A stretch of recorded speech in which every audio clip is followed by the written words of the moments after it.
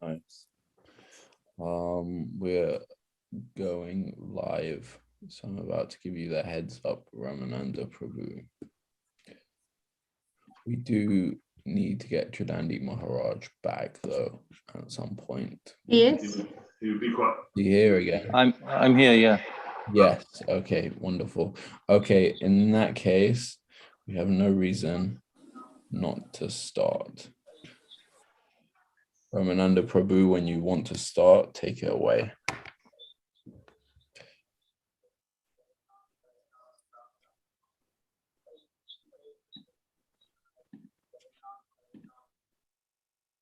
Shri Shri Guru Gauranga Gandharvika Giridhari Shri Shri Radha Vinod Bihari Shri Shri Radha Damodar Ji ki jai Jam Vishnupad Paramahangsa Parivrajakaacharya Ashtotra Shat Shri Sriman Bhakti Vedanta Narayan Goswami Maharaj ki jai Nitrila Pravishtam Vishnupad Ashtotra Shat Shri Sriman Bhakti Vedanta Trivikram Goswami Maharaj ki jai Nitrila Pravishtam Vishnupad Ashtotra Shat Shri Sriman Bhakti Vedanta Vaman Goswami Maharaj ki jai Nitrila Pravishtam Vishnupad Stotra Shata Shri Sriman Bhakti Vedanta Swami Maharaj Shri Prabhupada ki jai Acharya Keshari Param Gurudev Nitrila Pravishtam Vishnupad Stotra Shata Shri Srimad Bhakti Pragyana Keshav Goswami Maharaj ki jai Jagat Guru Nitrila Pravishtam Vishnupad Stotra Shata Shri Srimad Bhakti Siddhanta Saraswati Goswami Thakur Shri Prabhupada ki jai Mahabhagvat Shri Gaur Kishore Das Babaji Maharaj ki jai Saptam Goswami Sachidananda Shri Bhakti Vinod Thakur ki jai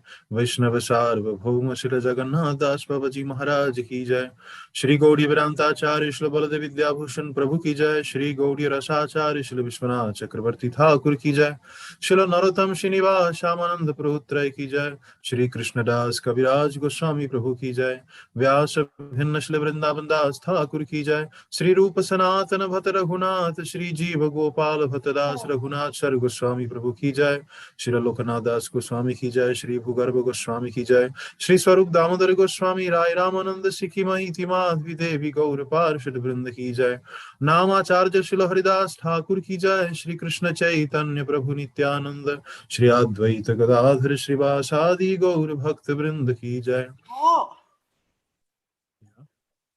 Yantradvip, Mayapur, Shimantadvip, Godrimadvip, Madhyadvip, Koladvip, Ritadvip, Janadvip, Madradrimadvip, Rudradvip, Atmak, Shri Navadvip, Dham ki jai Shri Shri Radha, Krishna, Gopa, Gopi, Govardhan, Dwarasvanatmak, Shri Vraja-mandala Dham ki jai Shri Vraja-mandala Dham Parikrama ki jai Parikrama Kari Bhakta Vrinda ki jai Shri Radha Kunda, Shama Kunda, Yamuna, Ganga, Tulasi Bhakti Devi ki jai Kuladevi, Bhagavati Purnama, Shri Devi Yoga Maya ki jai Shri Gopeshwar Mahadev की जय श्री जगन्नाथ बलदेव सुभद्रा सुदर्शन चक्र जी की जय पुरुषोत्तम क्षेत्र जगन्नाथपुरी धाम की जय भक्ति विघ्न विनाशनकारी श्री नरसिंह भगवान की जय भक्त प्रवर श्री प्रहलाद महाराज की जय थैंक यू चारों धाम चारों आचार्य चारी संप्रदाय की जय आकर्मद्राज श्री चैतन्य मठ की जय श्री केशव जी गौड़िया मठ की जय श्री रूप सनातन गौड़िया मठ की जय श्री गोपीनाथ भवन की जय श्री गिरिधारी गौड़िया मठ की जय श्री श्री केशव जी गौड़िया मठ कोलदेव एवं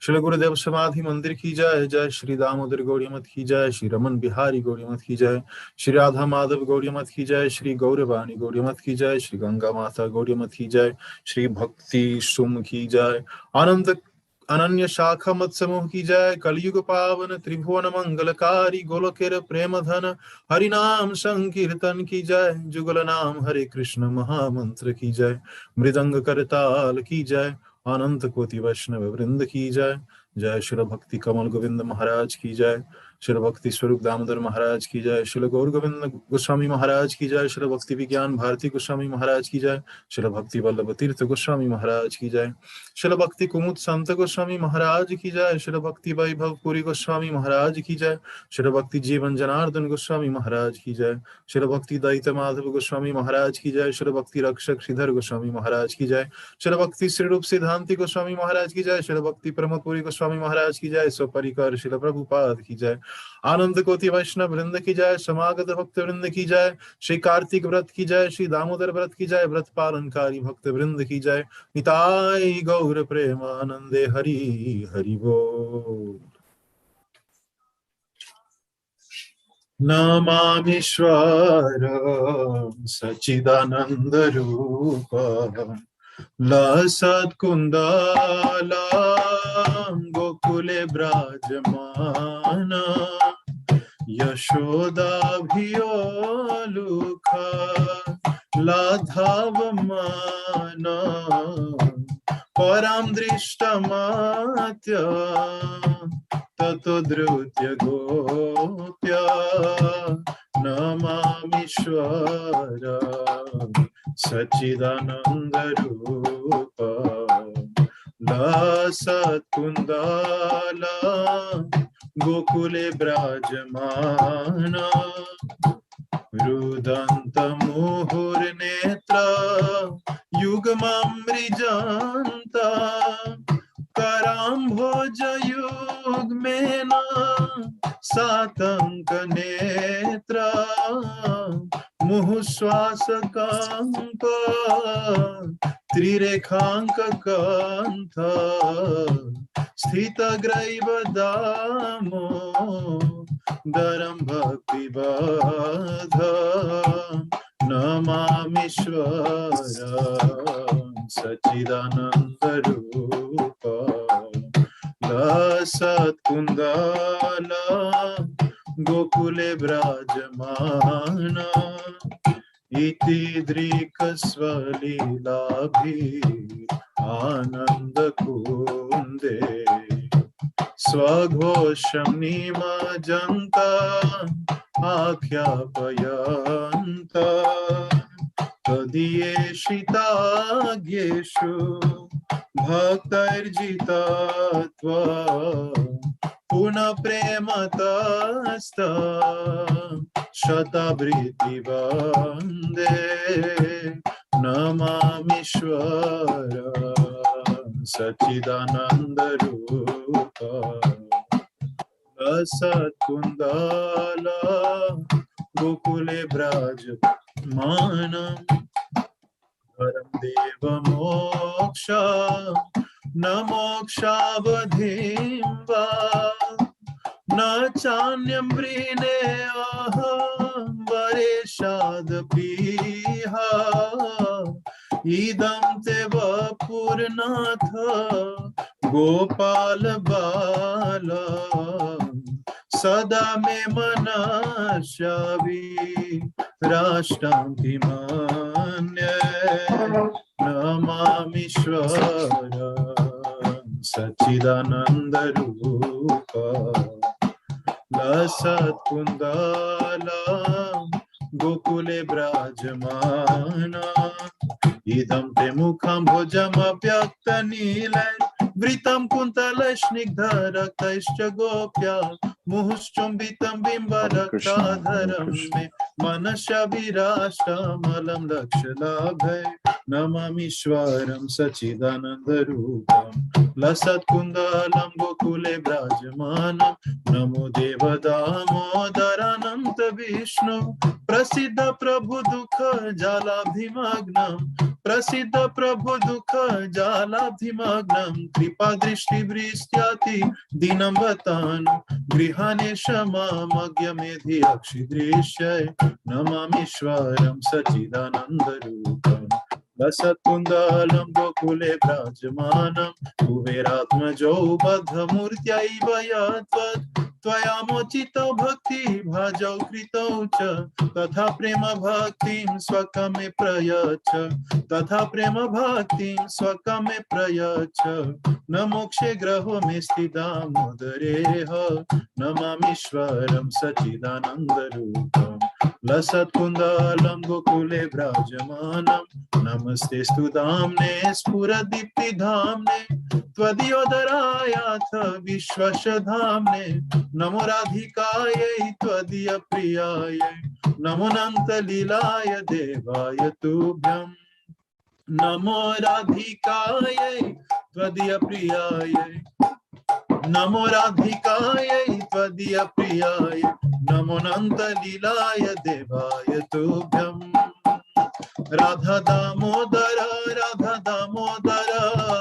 दामोदर राधा दामोदर जय Radha Damodar Radha Damodar Radhe, Jaya Radha Damodar Radha Damodar Radhe.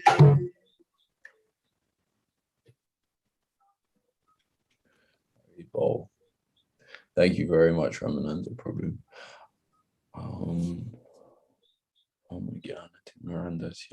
Anjana Shalakaya Chakshuran Militam Jena Tasmai Shri Gurave Namaha.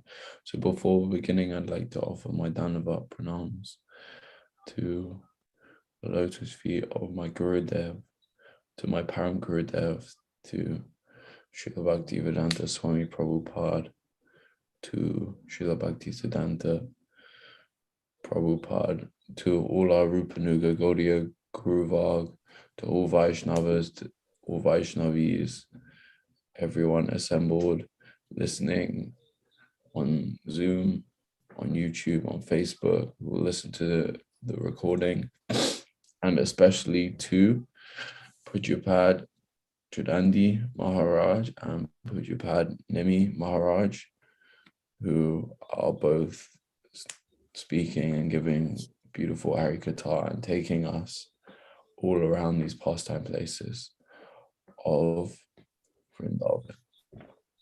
So today we have another beautiful Parikrama.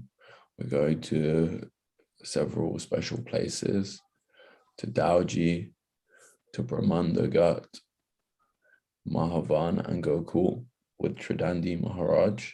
This will take between an hour and a half. And then lastly, with Pujapad Nemi Maharaj, we go to Raval, and that will take, I think, half an hour. Of course, a place of great significance where Srimati Radhika was born, I believe. Although I'm sure I'll be corrected if I'm wrong. Anyway, without further ado, I'm going to hand over to you, Maharaj, to begin the proceedings. I think you're beginning with the geography again of today, where we're going, the route. Oh, and you should I draw on it again like I did yesterday? What was your verdict? That was super helpful. That was really helpful, Tom. Okay. Yeah. Okay, I'm ready for the drawing. Okay. But I think Manjulali is going to share it, but that doesn't mean I can't draw it. Yeah, okay. Om Aginatimirandasya Gyananjala Shalakaya Chakshu Unmilitam Jena Tasmaya Shri Gurave Namaha Gurave Gauda Chandraya Radhikaya Tadalaye Krishnaya Krishna Bhaktaya Tadabhaktaya Namo Namaha Yam Prabhajantam Anapetyam Apetya Krityam Dvaipayano Viraha Katara Ajubhava Putreti Tammaya Tayo Taravobendustam Sarvabhutam Hridim Munim Anatoshmi Bhaktiya Vina Aparada Lakshay Shiptas Chakarmari Taranga Mahye Kripa Maitvam Sharanam Prapana Brinde Namaste Charanara Vindam Bhajami Radham Aravinda Netram Smarami Radham Madhurashmitasyam Vadami Radham Karuna Varadram Tato Mamanasti Katina Kapi Tavaivasmi Najivami Tvaivina Iti Vidnaya Radhe Tvam Nayanam Charanantikam. I'm first of all offering millions and millions of Dandavat pranams unto the lotus feet of my most beloved Gurudev, Nitya Leela Pravishta Om Asto Tarasara Shishimad Srila Bhaktivedanta Narayan Goswami Maharaj. And I'm offering the same again millions and millions of times unto the lotus feet of our most beloved Nitya Leela Pravishta Om Asto Tarasara Shishimad Srila Bhaktivedanta Swami Srila Prabhupada. And all the assembled Vaishnavas headed by Pujapad Bhaktivedanta Nemi Maharaj, and all the devotees who are going to be listening and watching now and later on. My Dandavat pranams to you. Vansha kalpatarubhyascha kripa sindhavevacha patitanam pavanabhyo vaishnavevya namaha. So yes, we have a very glorious day again, every day wandering in the atmosphere of Sri Vrindavan Dham. How could this not be the most effective antidote for purification of our material minds in this world as conditioned souls, hearing about Krishna's divine pastimes, hearing about the places where Krishna grew up, where his brother Balaram performed so many pastimes, which is where we're going today. So if we can just look at this map again, Tarunji, then I can describe our route today. So as we come out, okay, so if we go down to the bottom right-hand corner here, so we are in Vrindavan at present. And yes, let me just get this here. Yes, okay. Vrindavan. And then we're going to proceed again to Mathura, just like yesterday. We're going to drive in the bus down to Mathura on the Grand Trunk Road with the busy traffic, etc. And then we're going to cross over the bridge at Mathura. And we're going to, first of all, come to Dauji, which is right down the bottom right-hand side. We're going to drive as far as Dauji, yes. So Dauji is going to be our first stop. And then we're going to come back up to Brahmanda-ghata and Mahavana-Gokula, which is all together. These two pastime places are in the same place.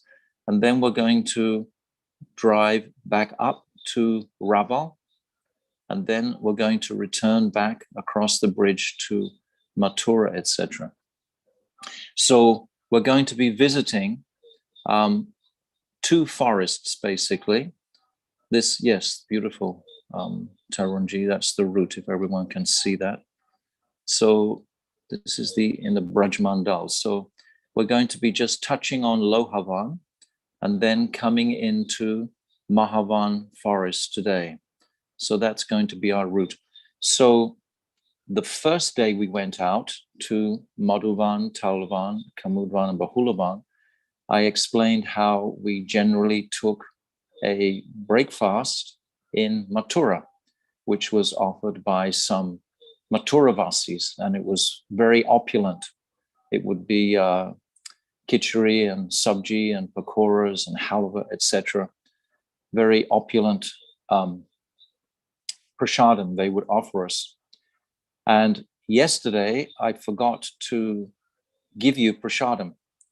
So we actually took a very beautiful prasadam at Akrura-ghat, where the devotees would make khichdi, and we would be satisfied at Akrura-ghat with that. But when we all reached Mansarovar yesterday, this is where traditionally the residents of Mansarovar, the beautiful Brijvasis there, they come out literally carrying buckets and buckets of piping hot, baked, very beautifully ghee-covered chapatis, big, fat, baked chapatis. And we would all sit in rows at Mansarovar, and then they would put a handful of gur in each person's hand, the like condensed sugar. So we would have this, and we would drink a cup of charge. So this would be at Mansarovar yesterday. And today we're going to first of all visit the temple of Dauji, the principal temple there of Balaram Prabhu. And then we're going to take our prasad at the Gaudiya Math in Dauji. So I'll talk about that when we get to it. But I think it's very important for us to appreciate how we're maintaining our stomachs, etc., as we travel around. It's actually part of the Parikrama. In fact, it's quite an important dynamic, we can say. I was reflecting this morning and I was thinking how Srila Krishna's Kaviraj, he describes in such detail in so many places in Chaitanya Charitamrita, the various preparations and so on that are cooked for the pleasure of the Lord, and also Bhaktivinoda Thakur. So it would be an omission to not mention how we're sustaining our bodies as we're traveling around. All of the days, in fact, in the beautiful landscape of Vrindavan. So that's our route. And now we've come to, you can all see this place of Dauji, right down the very bottom. It's on the very border of the Brahmanda-ghata. So I explained previously that all this side of the river, Bandiravan, Bardaravan, Bailvan, Lohavan, and Mahavan, these 5 forests, they're principally Baladev country, we can say. They're mostly cowherd grazing pastime descriptions here. And they're very, very beautiful. But when we come down to this part, then we've got the birthplace of Krishna and Balarama, Mahavan, which we're going to discuss today, and the manifestation of Sri Radhika at Raval. So this is an incredibly powerful Parikrama we're fortunate to be going on today. So in Dauji, we see the very beautiful, large deity of blackish Balaram is there. And it's very potent deity. This deity, in fact, was resurrected, we can say, or found in the bottom of a kund, Shirnaga. There's a Kirnaga, there's a kund close by where the deity was actually probably hidden from the Muslims during just before Mahaprabhu's advent. So then that was taken out of the kund and established in this very beautiful temple. In this temple also, if we go to the right-hand side of the temple, if we go to the right-hand side of the temple, we can see Baladev's consort of Revati, because Revati doesn't actually come into Vrindavan. She is a queen of Baladev's in Dwarka, yet they have her here in Braj as Baladev's consort, but she's not standing directly next to Baladev. You have to go to the side of the temple and look in through a different door to see her off to the side, sort of secretly hidden there. So she's here. Revati is here in Braj with Dauji, even though Revati never actually came here to Braj, but nevertheless she's depicted, or she's represented there by a very beautiful deity of Revati. Perhaps she was there briefly, but I've never read about that. So we understand the glories of Baladev. We celebrate here at this wonderful temple. It's a very, do you have a photograph there, Manjalali, of the Balaram, this Dauji temple? I can't remember if I sent you one or not. But if we have temple, one. yes, we do have pictures. Yes, we have a picture of the entranceway, I believe, with Gurudev and the devotees entering in. It's a very large temple. That was Mandavavan, not the Dauji temple. Okay. So if you have a picture of Dauji temple, you can throw that up. Okay, yes, that's perfect. Thank you. So you can see straight in front of us will be the deity of Balaram. It looks like the doors are closed on this particular picture. But on our right, if you walk around the corner and you look in through another door, then you can see Revati on the other side. So this is a very beautiful, opulent temple, in fact. So here, of course, we always glorify Baladev Prabhu.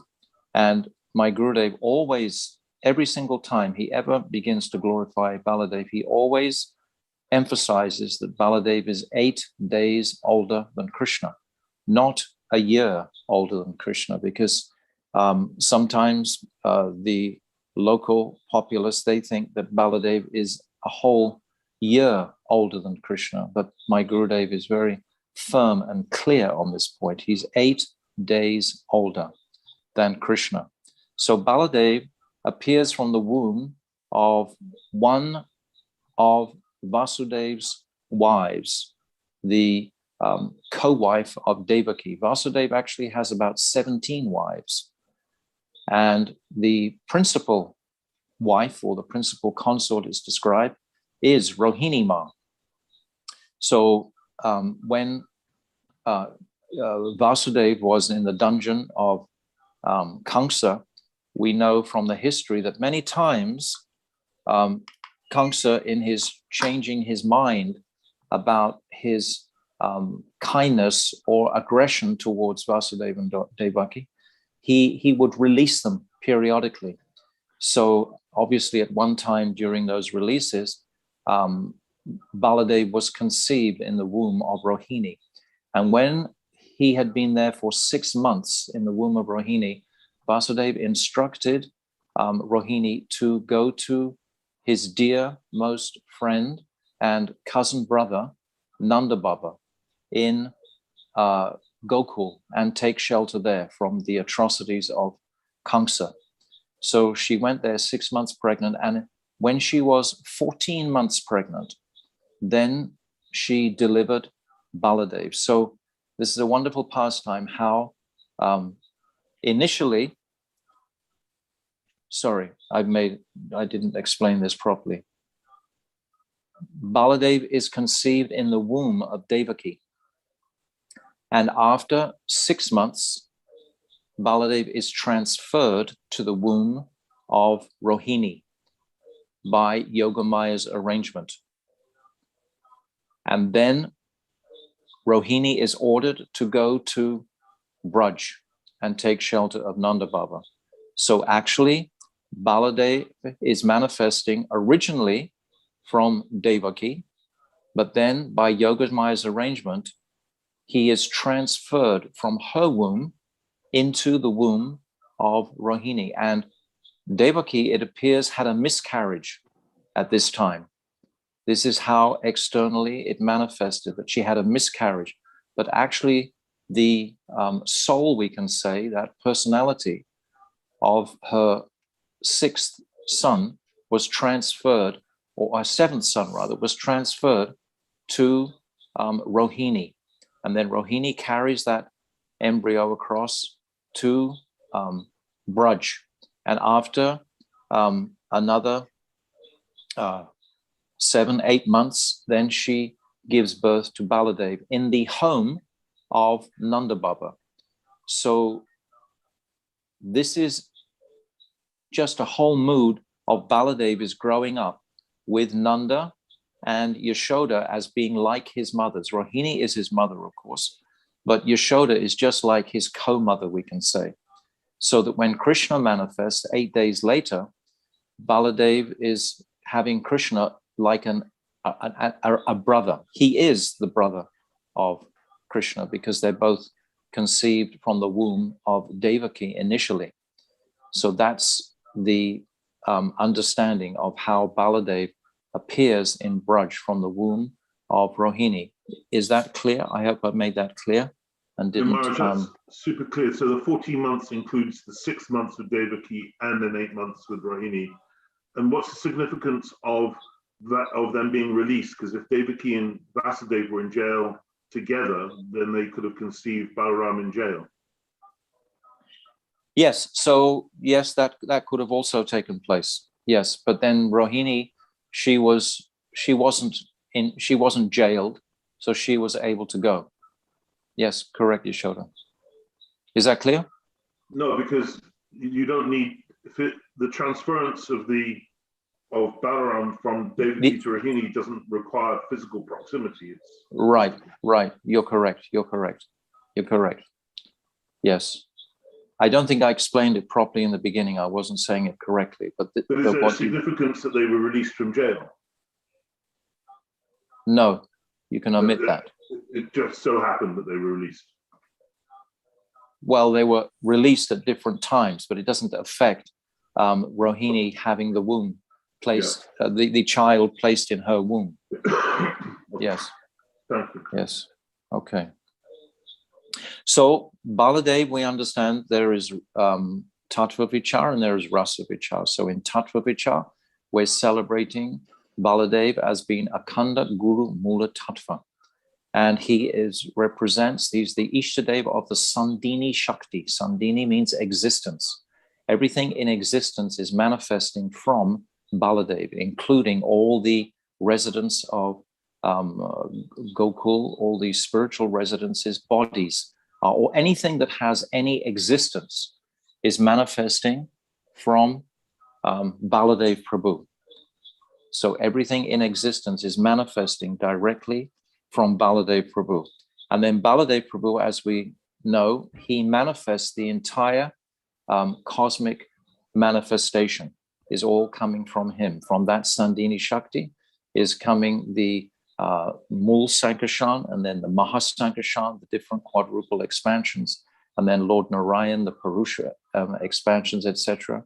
Mahavishnu, Garbhodakshay Vishnu, Shirodakshay Vishnu, and then ultimately Anantashesh residing at the bottom of this universe. So all of these manifestations in service to his beloved Lord Sri Krishna. So Baladev is the first expansion in the sense of service to the first expansion from Krishna is in fact his Swarup Shakti. And all other expansions are ultimately manifesting from Swarup Shakti. And yet we say that Baladev is the first manifestation from Krishna. And in a sense, that's completely correct. But at the same time, that manifestation is actually coming from Swarup Shakti. But he's also the first manifestation coming from Swarup Shakti. And for the exhibition of bhakti, of devotion, his devotion is so potent that it creates all the existence of all the pastime places so that Krishna can relish his leelas principally with his Swarup Shakti, Sri Radhika. So this is the basic tattva of Baladev in a very short explanation, because we've got a lot of places to go to today, and I'm not going to make it extensive here. So then Baladev, he's also representing, of course, all the 5 principal rasas. Baladev is manifesting as Shantaras in Braj. He's manifesting as Dasya Ras, as a servant sometimes. He's manifesting as Sakya Ras, as a friend to Krishna. He's manifesting as Vatsalya Ras in his relationship of being a brother, an elder brother to Krishna. And of course, he's manifesting as Ananga Manjari in his conjugal relationship with Sri Krishna in Madhurya Ras.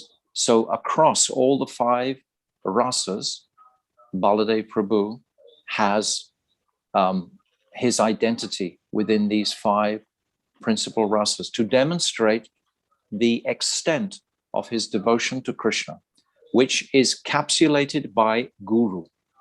That's why he is Akhand Guru Mula Tattva, because all of this is completely in service to Krishna. So by these service acts, he's demonstrating the principle of Guru, which he embodies. So then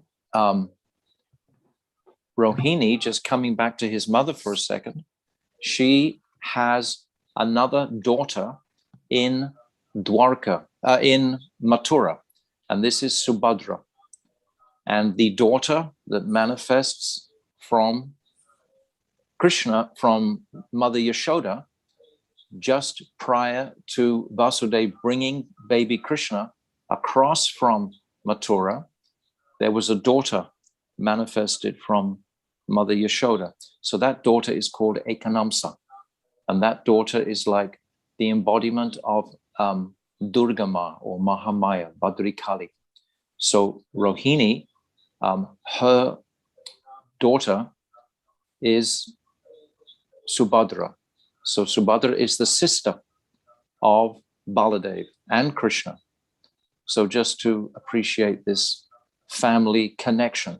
I mean, there's no one in existence with 2 mothers and 2 fathers except Krishna and Balaram, which is phenomenal. I mean, Balaram literally has 2 mothers, Rohini and Devaki, and Krishna also similarly has 2 mothers, Devaki and Yashoda. And they both have two fathers. They have Vasudev is their father, and Nanda Baba is their father. So this is very beautiful to appreciate the family relationship connection here, because it's going to span over these two tremendous leelas that Krishna has in Braj, and Krishna has for 100 years in Mathura and Dwarka, etc. So there's these two identities of Krishna. Krishna, when he's in Vrindavan, is only Brajendra Nandan, and Balaram is Rohini Nandan. We discussed this a little bit. We touched on it yesterday at Akrura-ghat. So these identities are important just to appreciate this background. So Baladev also, of course, in Ram Leela, he's Lakshman, and there are so many pastimes there.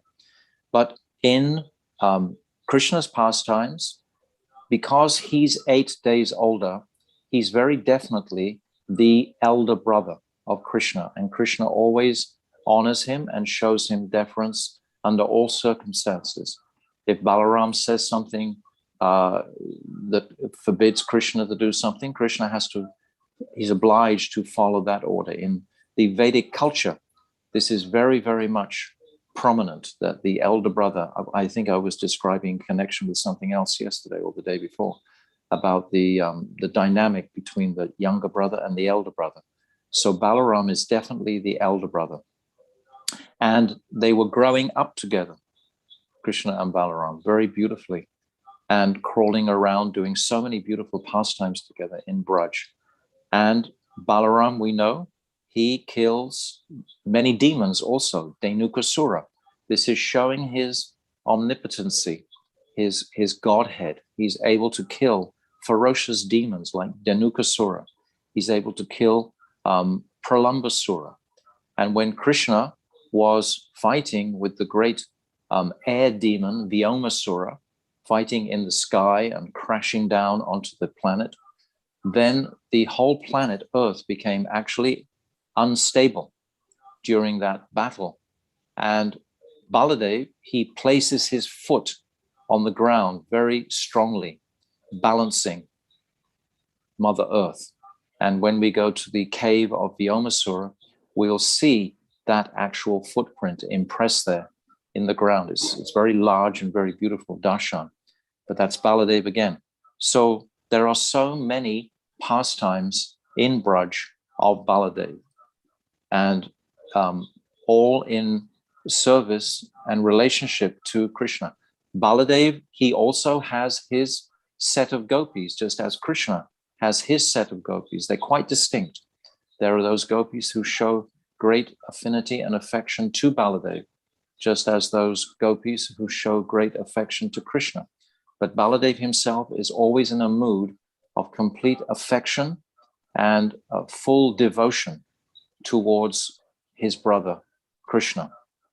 So these are just some of the beautiful pastimes that we discuss in Dauji. We speak the glories of Balaram Prabhu extensively. So now we're going to come out of this temple in Dauji, and we're going to just go a few hundred yards down the road from this temple, and we're going to come to the Gaudiya Math. There's a Gaudiya Math temple there now. And originally, Srila Bhaktivedanta Vamana Maharaj, he initiated the building of this temple and arranged for that construction, etc. And when it was finalized, he told the devotee who was actually responsible for that to hand it over to our Bhaktivedanta Narayan Goswami Maharaj. So this is like our temple, or it was our temple. Now it's gone back into the hands of Devananda Gaudiya Math. So this is just some internal arrangements or change in managements, etc. But now it's actually under the trust of the Devananda Gaudiya Math, no longer directly under Srila Gurudev's management or control. And when we go into this beautiful Gaudiya Math, it's quite recently built, probably 15, 16 years old, that's all. And there's a beautiful Krishna and Balaram deity on the altar. And there's also Gora Vishnu Priya, our on the altar. And this Gaura Vishnu Priya were originally belonging to Srila Bhakti Pragyan Keshav Maharaj. He had them installed in Mathura originally, and they were given to Dauji to enhance the beauty of this wonderful temple there in the Gaudiya Math. Dauji Gaudiya Math is how it's called. So in the center of this altar is Radha Vinod Vihari. So that's something of the description of this very beautiful temple. It's quite a large temple, and it has sufficient space for all the devotees who are on Parikrama today to sit down and to be given khichdi and puris, and what else? I think we had 3 preparations, maybe halwa, which is quite an opulent breakfast. So we're taking this breakfast this morning in the Giri Gaudiya Math, the Dauji Gaudiya Math. So now this is probably about 8:30, 9 o'clock in the morning. We've taken our Parikrama out early. We've left at about 6 o'clock from Vrindavan, and we've driven around, and we've spent practically an hour in the Dauji Mandir itself, glorifying Lord Balaram, many devotees glorifying Lord Balaram. And then we've come and we've taken breakfast here at this Gaudiya Math, and we've continued to glorify Balaram here as well. So this is a very sweet arrangement that Gurudev arranged for us to have these different darshans in Dauji. Because otherwise, generally, the devotees don't visit Dauji. It's kind of like off the track, so to speak. But to come and take shelter of Lord Balaram, Guru, Tattva, and hear the glories of Guru Nishta, hear the glories of the essential nature of connecting fully with Guru, how can our Parikrama possibly be successful or proceed nicely? So we remember Guru and the Guru principle extensively here. And this is what we glorify in Dauji, the understanding of the beauty and sweetness of Guru's mercy carrying us here. So now we're going to leave. Yeah. What does Dauji mean? Brother, Dao Bai. Dao Bai means like brother. So we just say for short, Dauji. Dao means elder brother. Dao Bai. Bai means brother. Dao Bai, elder brother. And Dauji is an affectionate term for that elder brother. So this is the Guru principle. But besides that principle, the beautiful character and speciality and nature of Baladev Prabhu himself. Baladev Prabhu himself would sometimes rest under a tree, and Krishna would directly massage his feet. I mean, the relationship between Krishna and Balaram is so beautiful. Balaram will never leave Krishna under any circumstances. When they go to Mathura, and Krishna suggests to Nanda Baba that perhaps Baladev should go back to Vrindavan and I will stay here in Mathura. Baladev completely rejects that idea. He says, no, I will never leave you. He cannot leave Krishna. So it's a very beautiful relationship that is brought out through the scriptures to appreciate the relationship between Balaram and Krishna here. So now we're going to go back into the buses, and we're going to proceed for quite a few miles up to Mahavan and the area of Gokul. And as we drive in, we have a beautiful darshan right in front of us of Brahmanda-ghata. It's a very opulent ghat with large steps leading down. There's a photograph there, Manjulali. Yes, thank you. Yes, you can just get a glimpse of it here. But it's all staircased down nicely to the bank of the Jamuna. And it's a very beautiful place to take bath. And Gurudev would always encourages for the whole party to take a bath there. So most of the devotees would take bath there, and then we would all gather and we would sit to hear the remarkable pastime that is described in the Bhagavatam at this place. Shukadev Goswami describes this pastime in connection with all the other beautiful pastimes of child baby Krishna. Krishna and Balaram were playing here one day, and Krishna, he was pretending to eat dirt. And all the boys, they began complaining about him. And they even ran to Mother Yashoda. Oh, Krishna is eating dirt. Mother Yashoda knows the wild temperament of her son, and she rushed out immediately to chastise her son and to make sure he was okay. And she grabbed him and she demanded that, why was he eating dirt? Of course, Krishna, he just lies immediately and says, no, they're all just ganging up on me. You know, we had a game and they decided that they wanted to chastise me. So this is what they did. They've actually just fabricated a story that I've eaten dirt. I haven't eaten dirt, Mother. I haven't eaten dirt. And Mother says, okay, then open your mouth. Then let me see inside your mouth whether you've eaten dirt or not. So Krishna, this is a remarkable pastime. Krishna opens his mouth, and Mother Yashoda, she witnesses inside Krishna's mouth the entire Brahmans, all the aspects of the cosmic manifestations. She sees all the moving and non-moving entities. She sees outer space. She sees all directions.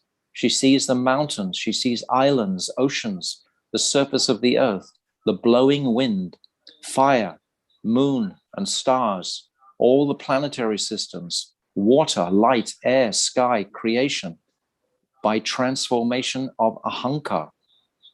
She sees the senses, the mind. She sees sense perception and the three gunas. She sees time.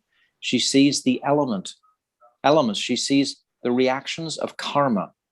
She sees desires. I'm reading from the actual words of Shukadev Goswami here. She sees the desires within all the entities. She sees different bodies.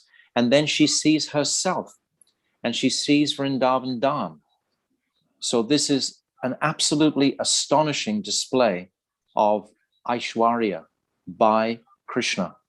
And he's showing her this partly because he doesn't want to be scolded. Krishna is very tricky. Krishna is described as Sarvagya.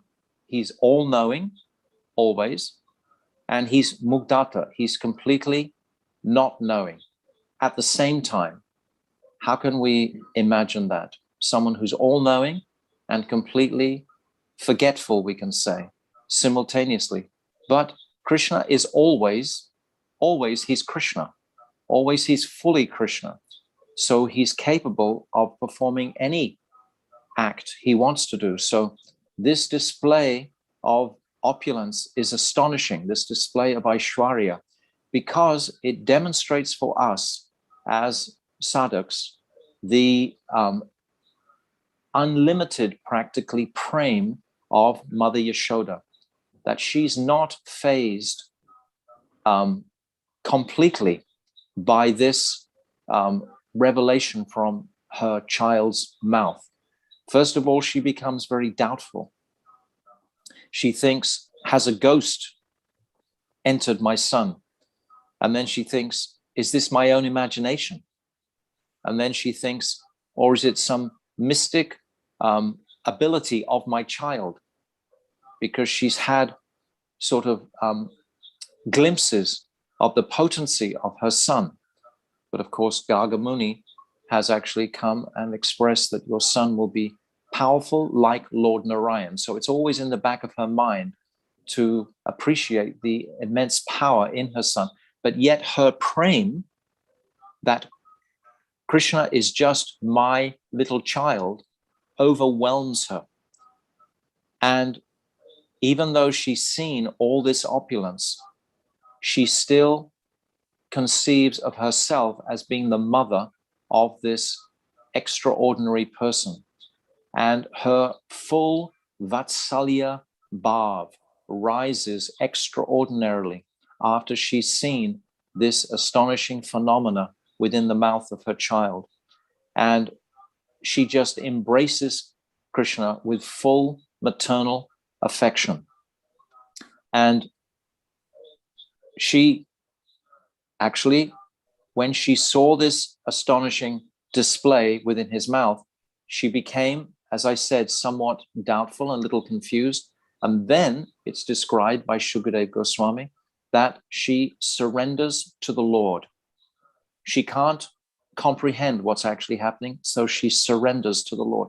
And at that point, then the Lord, through his Yogamaya potency, reaffirms that Mother Yashoda is the mother of Krishna. Krishna is performing these pastimes to taste the speciality of this Vatsalya mood. Krishna relishes being a little child in the lap of Mother Yashoda so much. And Mother Yashoda, of course, is overwhelmed by maternal affection for Krishna.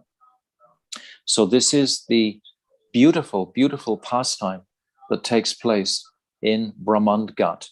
It's an extraordinary part. When we go there, they sell actually tiny little circles of the dirt for the pilgrims and devotees to take away with them, to carry into their homes, that you can carry like the size of a coin, a little piece of dirt already dried out nicely from the Jamuna and the mud. So that is there in Brahmanda-ghata. So we hear this beautiful pastime described each time in Brahmanda-ghata. Now, Brahmanda-ghata is very, very close to Gokul. So it's just a walk. We don't go back on the buses now. We just walk past where we parked the buses, and then we walk down the road towards Gokul. And before we reach Gokul, we come to the place where Krishna breaks the yogurt pot in the Damodar Leela, where he breaks that pot, and the grinding mortar is there also today. I think we have a picture there, perhaps, Manjalali, of that. So we take darshan. We take darshan. Yeah. Before you move on, presumably Mother Yashoda, when she surrenders to the Lord, she's surrendering to Lord Narayan, right? Yes, yes, yes, yes, yes. Yes, of course. She doesn't think her son is the Lord. In the household of Nanda Baba, Lord Narayan is their worshipable deity in the form of their shalograms, their shilas.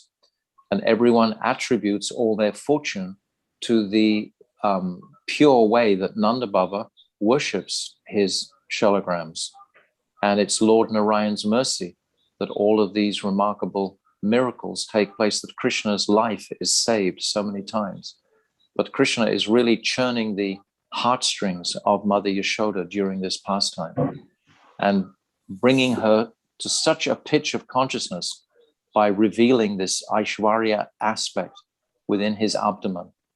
So this is an astonishing pastime of Krishna, and this takes place in Brahmanda-ghata. So yes, now we've come to this beautiful place where this is the grinding mortar that Krishna stands on to pull down the butter, and the yogurt container that Mother Yashoda was making the yogurt, and then it gets broken. So if you can imagine this, it's just a plaque with that pastime engraved on it, and there's this large pot beside it. So it looks like it's the base of the yogurt container that Mother Yashoda was using to make the yogurt that Krishna broke. So then we circumambulate this grinding mortar, and then we remember the sweet pastimes of Dambanda Leela, and then we walk across the fields, and we walk up a slope, and we come to the gate of Gokul. So just before we reach the gate of Gokul, off to our right as we're walking up, is a cave that goes deep into the ground, and that's the cave of Sanatana Goswami. Sanatana Goswami lived here for a long time in this cave, and Gurudev always describes a beautiful pastime of Sanatana Goswami, but I'll describe that at the end. But now we've come into the beautiful temple compound of Mahavan, and we walk inside the temple itself, and there's 84 beautiful pillars around. This is where Nanda Baba and all the Brijbasis, they lived for the first 2.5 years of Krishna's manifest pastimes. They stayed here.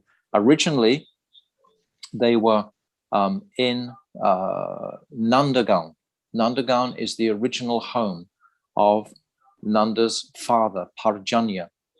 So as we're entering into this temple, it's helpful for us to appreciate the family tree of Nanda Baba coming from Parjanya. So if Manjulali can put that diagram on the screen here, so everyone can see that the grandfather of Parjanya is Deva Maida or Deva Mila. This is the grandfather of Parjanya and the grandfather of Vasudev.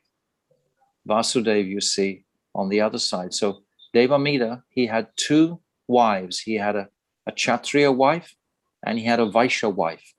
And from his Kshatriya wife, Surya Sen was born. And from his Vaishya wife, Parjanya was born. And then from Surya Sen was manifest Vasudev and 15 or 16 other brothers. And Deva Bhag is one of the other brothers of Vasudev, and his son, Deva Bhag's son, is Uddhav. So that's just a little bit of extra information. And then Krishna and Balaram, of course, are manifesting from Vasudev there. But now on the other side, Parjanya, living in Nanda-ghata, he performed great tapasya. It's described at Aishish Kund, worshipping Lord Shivji there, who informed him that he would have 5 glorious sons, and the middle son would be the most famous, the most glorious. So his 5 sons are Upananda, Abhinanda, Nanda, Sunanda, and Nandanandan. So these are the 5 sons. And he also had 2 daughters, Sananda and Nandini. So these are all coming from Parjanya. And these were all born in Nanda-ghata. And then later on, Parjanya, due to the ferocity of the Keshi demon, it's described, he moved all his family members across to Gokul, which is probably about 45, 46 miles away. Of course, remember that these are all cow herds with millions of cows. So they would be used to moving around. Actually, the name Braj means moving around. That's what Braj means. That's the etymology of that word Braj. It means to move around. So it wasn't such a big deal for the whole family to immediately shift across to Gokul because they were fearful of the demon Keshi. And of course, his dear friend from Varshana, which is only 7 miles away from Nanda-ghata, he moved, Vrishabhanu Maharaj moved with Parjanya. And Vrishabhanu Maharaj, he settles in Raval, which is also 7 miles from Gokul, where we are now, Raval, the place of Radharani's appearance. So again, it's brought these 2 places, Varshana and Nanda-ghata, to be represented in Gokul, so to speak. Can you understand what I'm saying clearly? Okay. So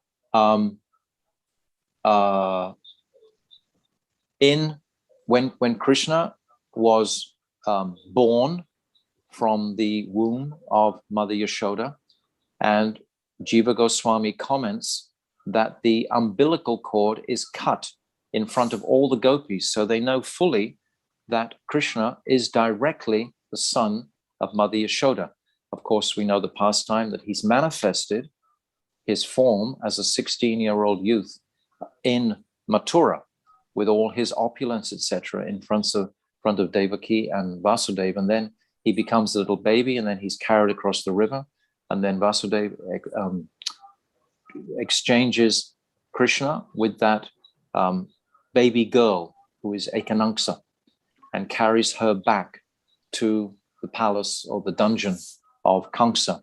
And then Krishna remains. And that Mathuresh Krishna merges into the body of Brajendranandan Krishna. But that Brajendranandan Krishna has directly manifested from the womb of Mother Yashoda.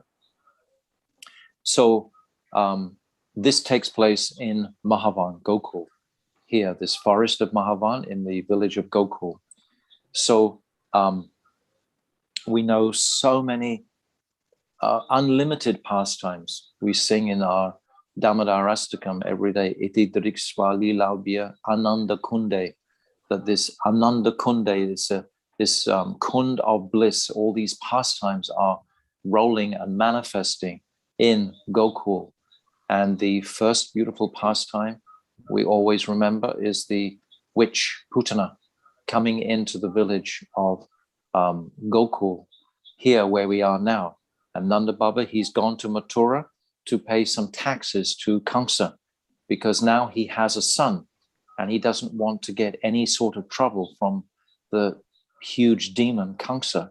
So he's thinking it very correct just to go and offer taxes now, just to pacify Kamsa. So he's gone to Mathura to offer taxes. And then while he's away, when Krishna is only 3 days old, this Putana demon, she comes into the village looking like the most beautiful heavenly damsel that any of the residents of Gokul have ever seen. Of course, most of the young men, they're all off with Nanda Baba, gone to Mathura. But Putana, it's described, knows that Nanda Baba doesn't have any strong soldiers or anything like that to protect his little village, but he does have some archers, some bowmen who possess arrows which are called Narayan Astras. And she's afraid of these Narayan Astras. They could actually hurt her. So she comes in. She doesn't just come in her usual hideous witch-like form. She comes in as a beautiful manifestation practically of Lakshmi Dev. And she just enchants the minds of everybody in Gokul, including Mother Yashoda and Rohini Ma. And she comes into the courtyard where Krishna is just lying in the lap of Mother Yashoda, and she puts her arms out towards Krishna to hold him. Now, this is quite a common occurrence, of course, that the children are very much passed around in the Brijbasi lifestyle, in their culture, more or less. So Krishna, he goes to Putana, and he knows that Putana is a demon coming to kill him, of course. He's understanding this. And he closes his eyes at that time. So Mother Yashoda, she very easily gives her child to Putana, because Putana is looking so beautiful and wonderful. And Mother Yashoda is thinking in her mind, oh, this must be some heavenly damsel come from Swagaloka. Mother Yashoda is never really thinking that she's eligible to have such a beautiful son like Krishna. On many occasions, she expresses the amazement that she's able to have such a jewel of a child like Krishna. And she sometimes expresses she doesn't even feel 100% confident to have such a child as Krishna.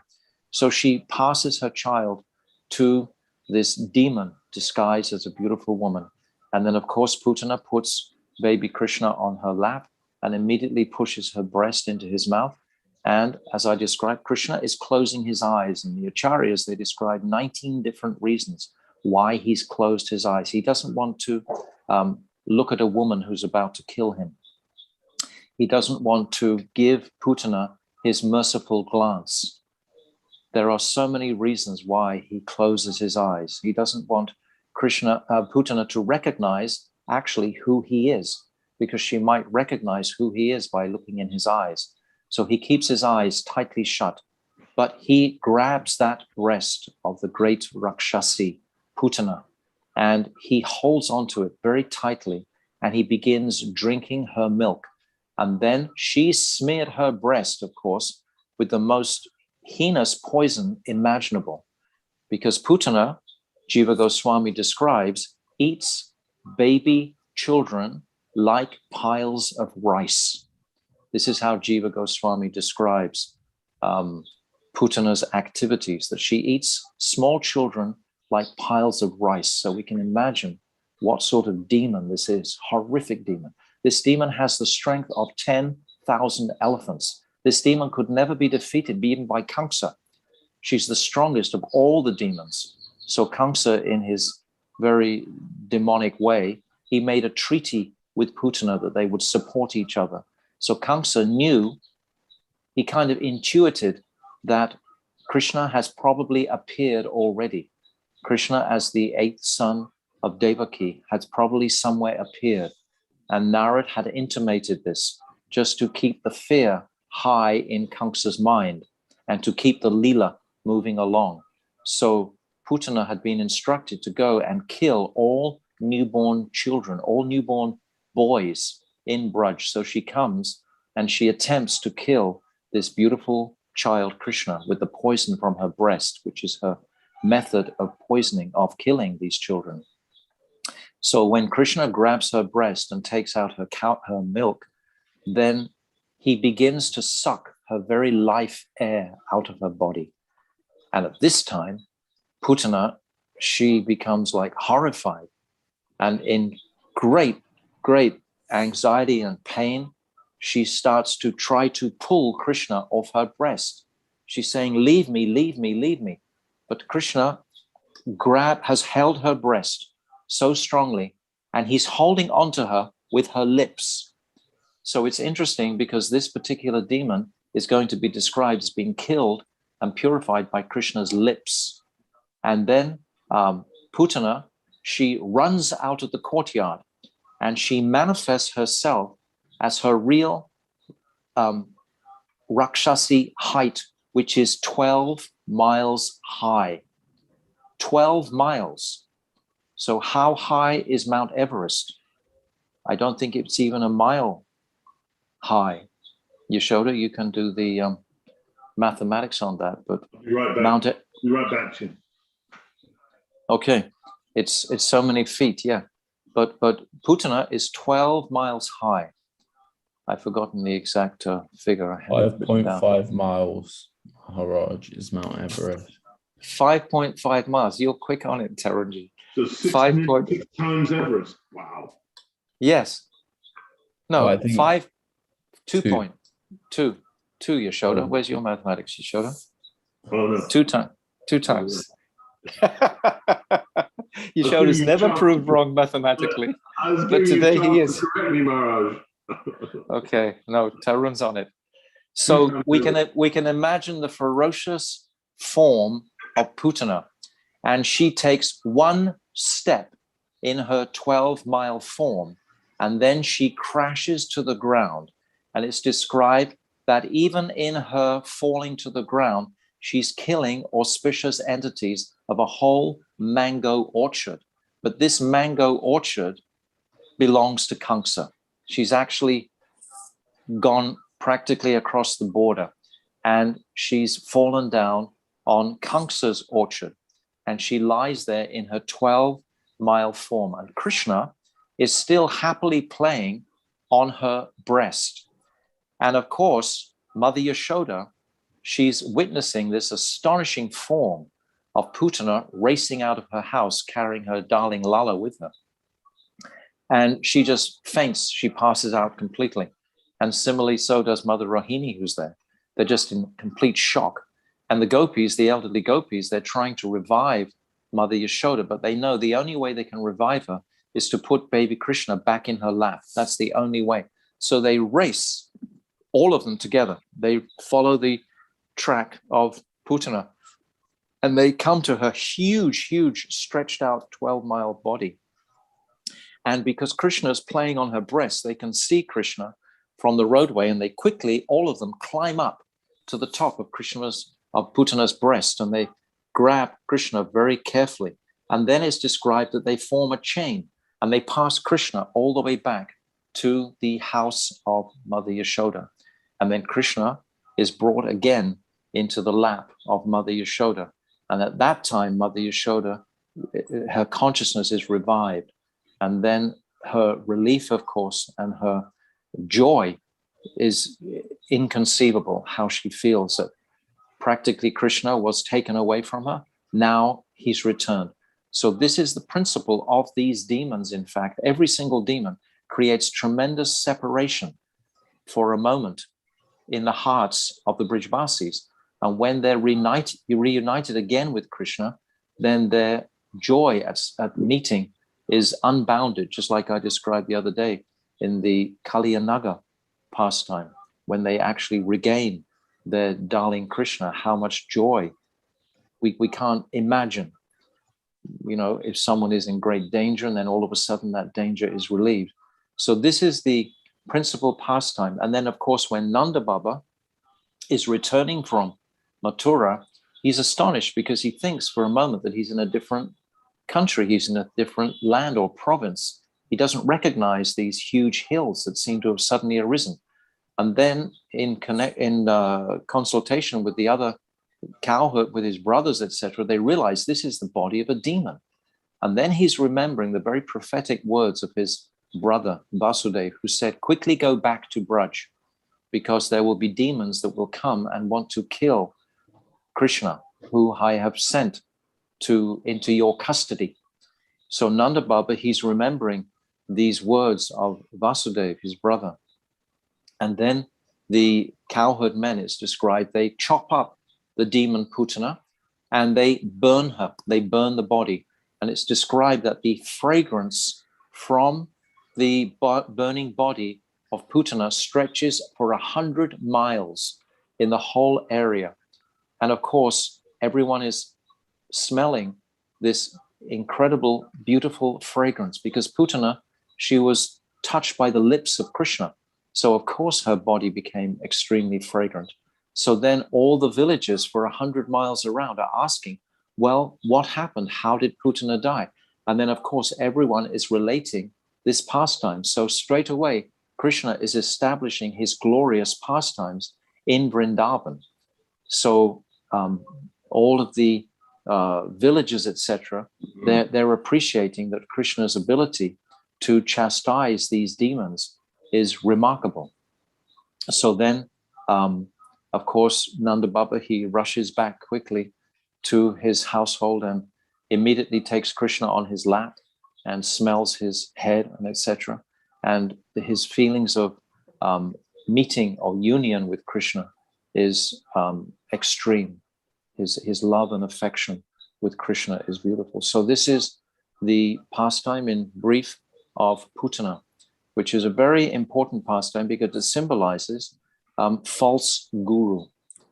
This is the first demon. So if we are unfortunate enough in this conditioned state to come in contact with a false guru, right at the very beginning, we're going to be hijacked completely from the absolute reality that we're entitled to in the age of Mahaprabhu's mercy. But if we meet some charlatan or some person who is not realized in these truths and we become attracted to a false guru, we will be totally hijacked. So this was the first demon that had to be purified for Krishna's pastimes to manifest. False guru had to go. Okay, Yashoda? Yeah, a couple of quick questions. That was totally delicious. Prasadam as well. The reference for the 19 reasons why Krishna closed his eyes. Do you know the source for that? You can get them in the Srimad Bhagavatam commentary by Srila Vishwanath Chakravarti Thakur in, I think it's chapter 5 or chapter 6 of the, I think chapter 5 of Srimad Bhagavatam, 10th canto. 10th canto, chapter 5. And after this, I'll look at it and I'll tell you exactly where that's referenced. Oh, tell me, Tarun. No, I don't know, but I know that Srila Prabhupada in his Krishna book referenced quite a few of them, not all of them, but quite. Very It's good, part- Tarun. It's partly I remember them because I was so impressed by Mhm. all of these different reasons. One of them is that Putana becomes slightly afraid and he closes his eyes to make her feel more comfortable. And one of them is also because she's like a mother and he closes his eyes because he feels ashamed. To kill his mother. Yeah. Maybe not ashamed, but yeah. Yes. Also, Yes. that beautiful narration of Mother Yashoda seeing inside Krishna's mouth, which chapter and canto of Bhagavatam is that? That's from the 10th canto. It's all from the 10th canto. And I think this is maybe chapter 6 or chapter 7. I can't remember the chapter describing that. Finally, Maharaj, you said that Krishna was showing his the cosmos through his mouth to Mother Yashoda. One, to avoid scolding, and then I think it was kind of implied by what you said afterwards. The second reason was so he could relish her Vatsalya mood, or was it another reason? You said there were two reasons, and you were clear about the avoiding the scolding, but the other one, it wasn't so clear why. Yes, to increase, to demonstrate to us her extraordinary ability to overcome Krishna's Aishwarya mood. Unlike Vasudeva and Devaki, they couldn't overcome their mood of awe and veneration for Krishna.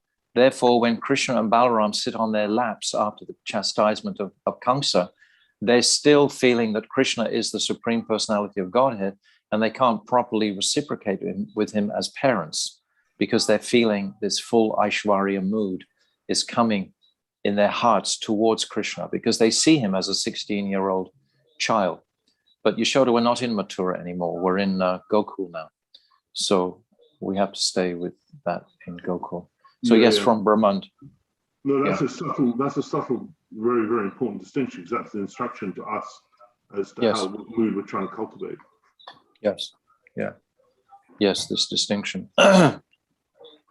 So this is the very brief pastime of Putana. How are we doing for time here? So I think we're okay. So then the second demon that Krishna kills, I think is the second demon. Is it Trinavrata or is it Shakatasura? I'm not sure of the order there. Someone can correct me. I've momentarily forgotten for a second. Anyone going to tell me? I'll have to just move around a bit and get something here. Ramananda, which demon is first, Shakatasura or Trinavrata? Who else is watching?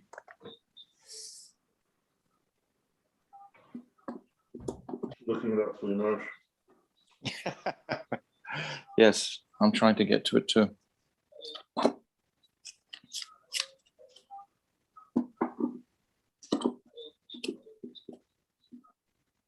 Okay. Udara says Shakatasura. Shakatasura is first. Okay, Yeah. thank you, Budara. I agree with that. That's what it says. Okay. That's what Google Guru says. Yeah. Okay, so chapter 6 is in the 10th canto is the killing of Putana, and chapter 7 is the killing of Trinavrata. But before the killing of Trinavrata is the killing of Shakatasura in the cart form. Shakatasura took the form of like a ghost, and he embodied the structure of a cart. And Mother Yashoda was there celebrating Krishna's, what was it? She was celebrating Krishna's, I didn't read this recently, I should have done today. Maybe Budara Prabhu would like to tell me this if he has that. Mudara Prabhu, come on the screen. Or Ramananda. Oh, there you are, Mudara. Oh, you're in the car. Oh my God. Okay. Driving. Okay. Yeah, I don't know. Can you hear me? Clearly. What is your question? My question is, what was the occasion that Mother Yashoda was celebrating when Krishna was placed under the cart of Shakatasura? It was one of the sanskars of baby Krishna. And all the Brahmanas were there. And they were having a feast, etc. I don't remember the reason. I remember that it was. Oh, Yashoda says it wasn't a birthday celebration, but Yashoda says that she thinks it was milk, tooth, the first tooth. The first tooth appeared in his mouth. How beautiful to consider. So the first tooth, but then they have to have a festival. And Madhava Prabhu says that Krishna turned over. So Krishna turned, Ramananda's saying something, but he's muted. Krishna turned over. I can't hear Ramananda saying something. Yeah, turning over or a tooth. But these are very beautiful, very personal occasions for celebration in Braj. Any occasion for a celebration. And all celebrations, of course, center only around Krishna. So then Mother Yashoda, during this celebration, Krishna is tired. He wants to rest. And the quietest place for him is under this very heavy cart. So he's resting under the cart. And this cart, as I just described, is inhabited by this ghostly demon, this Shakatasura demon. And then Mother Yashoda, she goes away to attend to all her guests and so on.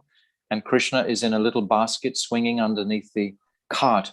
And then gradually this cart starts to come down, to sink, to crush Krishna. It's a very, very heavy cart. And it starts to come down to crush baby Krishna. And Krishna is witnessing this cart coming down. And with his little tiny lotus-like feet, he kicks the cart and completely smashes the cart totally, just with one kick of his feet. And then all the pots and utensils and everything just go completely scattered and flying, makes a huge crashing noise. And all the Brijvasis, all the ladies in particular, immediately come rushing to see what on earth could have happened. And then they pick up Krishna very quickly, who's of course unscathed. And they're just so confused. They cannot understand what's happened. How did this cart collapse on Krishna, this such solid cart? Because then it's described just after that it took 5 or 7 very strong gopas to actually reassemble the cart. It wasn't a lightweight cart. It was a very heavy cart. So these gopas, they had to reassemble the cart. And Mother Yashoda, she immediately takes Krishna on her lap and she suckles him. Because actually what had happened is that Krishna was under the cart and he woke up from his sleeping and he wanted milk from his mother. And he began crying very loudly. And his mother wasn't coming. She couldn't hear him because of the hubbub of all the different people in the festival. She couldn't hear him. So he became angry when she was not hearing him. And at that time, the demon was coming down to crush him. And at that time, Krishna angrily kicked the cart. And then immediately Krishna came, Mother Yashoda came and began to suckle baby Krishna. And then, as I said, all the gopas, they reassembled the cart. And so this... in the Bhagavatam, it says it's the Uttana ceremony when the child is due to leave for the house for the first time. Okay, very good. Very good. And also, you see, Jiva Goswami, he will explain another aspect, because Shukadeva is explaining one vision that he's having, and Kavi Kanpur in his Ananda Vrindavan Champu, he also has another vision. So the tooth and the turning over and the leaving the house are all 3 correct. They can all these different descriptions can always be reconciled in different ages or whatever like that. The different acharyas, they sometimes see different spurtis of these pastimes. So this is the second demon that's killed in Gokul, and this was killed by his feet. The first demon is killed by his lips, the second by his feet, and the third, Trinavrata, comes in. This is beautiful pastime. Krishna is looking at the birds flying around, and he's thinking to himself, oh, I would love to be a bird and just fly around. And he was thinking that he'd heard, even at this age, now Krishna is about 12 months old when Trinavrata comes.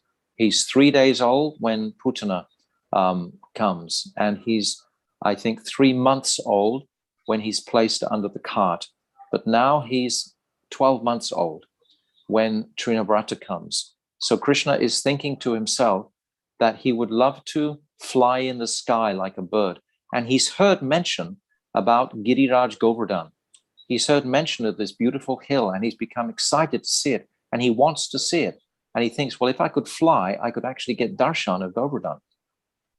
And he's also thinking that all the ladies in Swarga, they all want my darshan. They all want to see my beautiful form as a child. Baby Krishna is thinking like this, Jiva Goswami describes. So Yogamaya allows this whirlwind demon, Trinavrata, a servant of Kamsa, to enter Braj, to enter Gokul. And he comes in ferociously, and he creates so much dust and all the I was going to say plastic bags, but of course they wouldn't have had plastic bags in those days. But all the refuse and everything just went up in the air, and it just became pandemonium in Braj, with this dense whirlwind demon performing his tricks. And of course, Mother Yashoda, just prior to this, had been having baby Krishna on her lap. And then Krishna, knowing that Trinavrata was about to appear, he became very, very heavy on her lap. So heavy that Mother Yashoda had to take him off her lap and put him down. She couldn't understand why Krishna had suddenly become so heavy. She thought maybe he's being possessed by a ghost. So Mother Yashoda, at this time, she placed him down, and then she went into the other room to find some brahmanas to come and check her son hadn't been invaded by some ghostly entity. And at that time, Trinavrata, he manifests his blinding sand dust storm. So everything becomes completely submerged in dust. And Mother Yashoda, she starts braying like a cow who's lost her calf, searching for her darling Krishna. And Trinavrata, he comes, and very easily, suddenly Krishna becomes lighter than a feather, and Trinavrata carries him. Krishna is holding him round the neck, and Trinavrata carries him high, high, high, 800 miles high into the sky. Trinavrata is such a powerful demon. These personalities, these demons are extraordinary. Anyway, 800 miles. And then Krishna is showing his sublime moon-like face to the residents of Swagaloka, and they're all appreciating his absolute charming smile and beauty. But then Krishna, he smells the garlic and onions from the mouth of Trinavrata and realizes, I don't want to hang around with this person. And he again begins to manifest his enormous weight of all the Brahmans, and he's holding very tightly around the neck of Trinavrata. Trinavrata now is starting to feel strangled, and he can't pull Krishna off his neck. And he's starting to descend, but getting very faster and faster and faster, of course. He's losing all momentum. He's losing his life practically. He's being overpowered by Krishna. And then he crashes to the ground with tremendous force. And Krishna, meanwhile, he's just as Trinavrata lands, Krishna jumps like a foot off him so that he doesn't feel the impact of the landing. And then he just sits on the chest of this demon who is completely shattered. And of course, at that time, the gopis, they run and they pick him up and they carry him back to Mother Yashoda, who again embraces him. So this is similar to Putana and Shakadasura and so many demons, that when Krishna is finally again reunited with his mother, then this unlimited Anand starts to flow from the hearts of all the Brijabasis. So these are three pastimes that happen here in Gokul, where we are today. There are so many pastimes. There's also the falling down of the twin Arjun trees, which we're celebrating every day of Kartik, where the remarkable pastime where Mother Yashoda, she is able finally to bind Krishna to the mortar, and Krishna drags that mortar between the two trees, which immediately crash down. These two, Manigriva and Nalakubera, the sons of the degraded sons of Kubera, the treasurer of the demigods. And because of their offense to Narad, that they didn't cover themselves when he was walking through those beautiful heavenly gardens. So Narad, he curses them to take birth in Braj as trees for 100 years. So that curse is concluded when Krishna drags that mortar between the two of them and they crash to the ground. Krishna doesn't actually touch these two previous demigod sons, Nalugriva and Manikuvera. He doesn't actually touch them. It's the grinding mortar that actually touches them. It's not even the rope that's around his waist that touches them, because Krishna doesn't think these two sons are really eligible in a sense to come into Braj, but because of Narad's curse on them, they would actually see Krishna. Then Krishna allows, of course, the words of his pure devotee Narada Muni never to go in vain. So when these two demigods, they manifest from the twin Arjun trees, which have come crashing down. I'm making this story very, very short because we'll discuss it much more extensively when we discuss the Damodar Astakam pastime. And actually, as I said the other day, when we're actually on Parikrama, we only get like time slots of about 10 or 15 minutes to maybe cram and crunch all of these pastimes together in, very compressed way. But today I'm taking advantage of all of you sitting there having your breakfast and so on while you're watching. It's very interesting to watch you all chomping away. Anyway, this was a long time ago, Maharaj. Anyway, let me think. So, yes, when these two trees crash to the ground, all the residents of Braj, of course, are horrified that these children were playing right underneath these trees. Are mighty trees, huge trees. And to the amazement of everyone, the children and Krishna haven't been hurt at all. And the residents, they ask, well, how did this happen? And they say in their broken childish language, oh, Krishna just pulled the grinding mortar between the two trees, and then they just crashed to the ground. So they're bewildered, they're astonished. And of course, we know the whole pastime that Mother Yashoda, she just becomes stunned because she feels that it's her fault that this even happened, because she bound Krishna. And she's never done this before, of course. And this was a horrific pastime for her in her heart, that she felt she could have been responsible for Krishna's leaving if those trees had actually crashed closer to Krishna. So she is just struck dumb totally. And then, of course, we know the pastime, Nanda Baba comes and he unties that knot that's bound with Vatsalya Prem around the waist of Krishna. And Krishna whispers in Nanda Baba's ear when Nanda Baba asks, who did this? And Krishna whispered, oh, Mai. And Nanda Baba is astonished. And he says, right, we won't talk to Mother Yashoda for the rest of the day. And he pulls out a laddu, gives it to Krishna, and then they go to the Goshala. And Nanda Baba gives Krishna milk directly from the cows. And the rest of the day, they actually don't speak to Mother Yashoda. It's such a wind-up pastime, really. But to conclude, when Mother Rohini, in the evening time, when Krishna is still resolutely refusing to go to the lap of Mother Yashoda, Rohini Ma is asking, well, who will you sleep with tonight?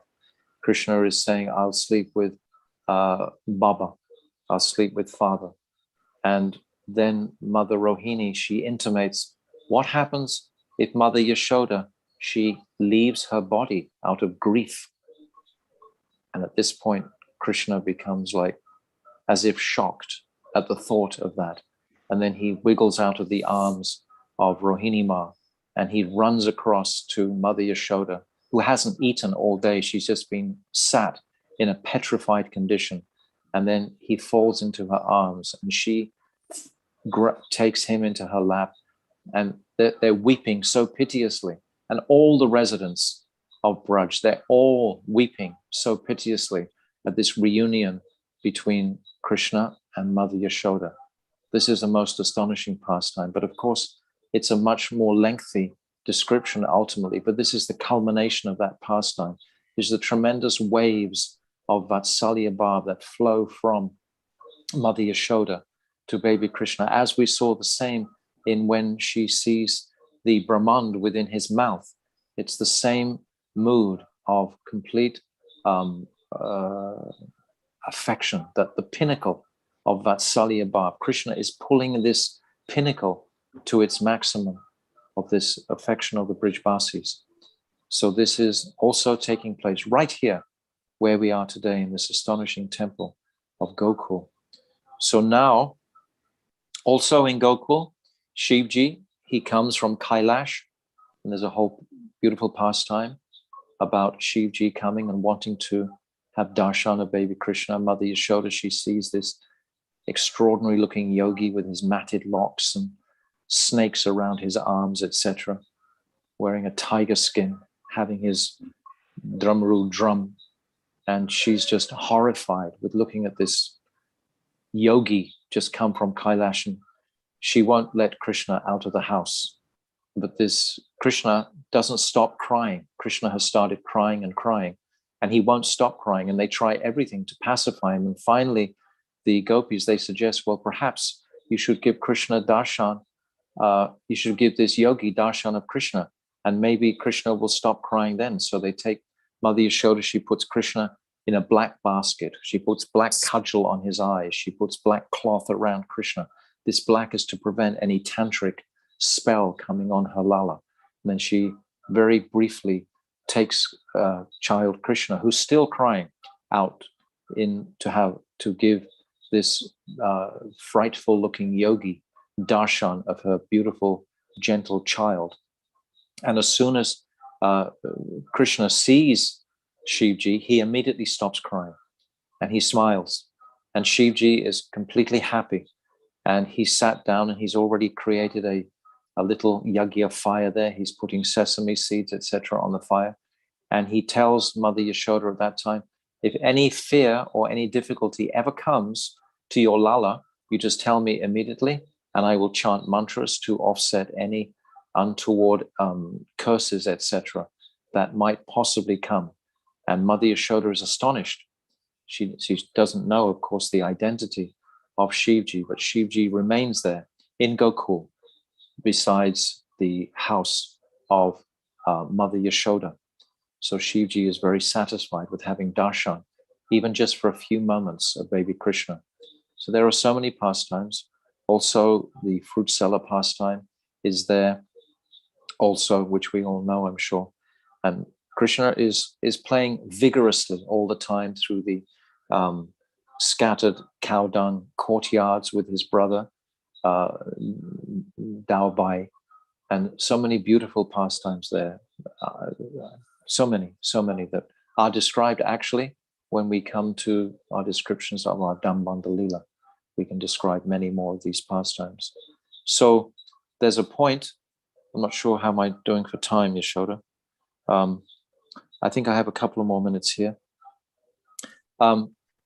There's a point when Krishna is about 2.5 years old, then Nanda Baba, after the twin Arjun trees have crashed to the ground, then all the Brijbasis, they all have a meeting together and they express their anxiousness about the number of demons that have manifested in Braj, and they all think they should leave Braj.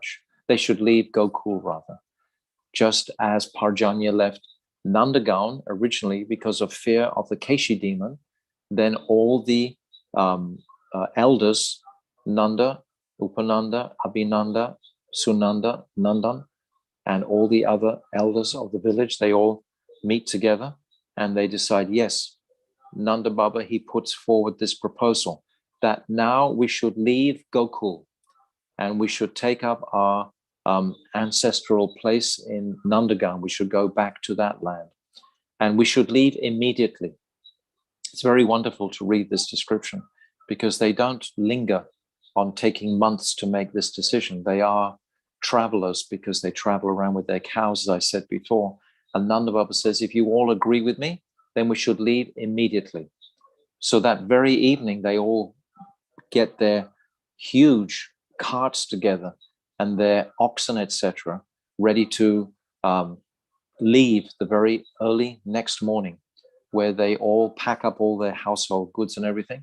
And there's a very, very beautiful chapter in Ananda Vrindavan Champu, where this shift is described, where they go across the river to Vrindavan. First of all, they take up residence in Vrindavan from Gokul.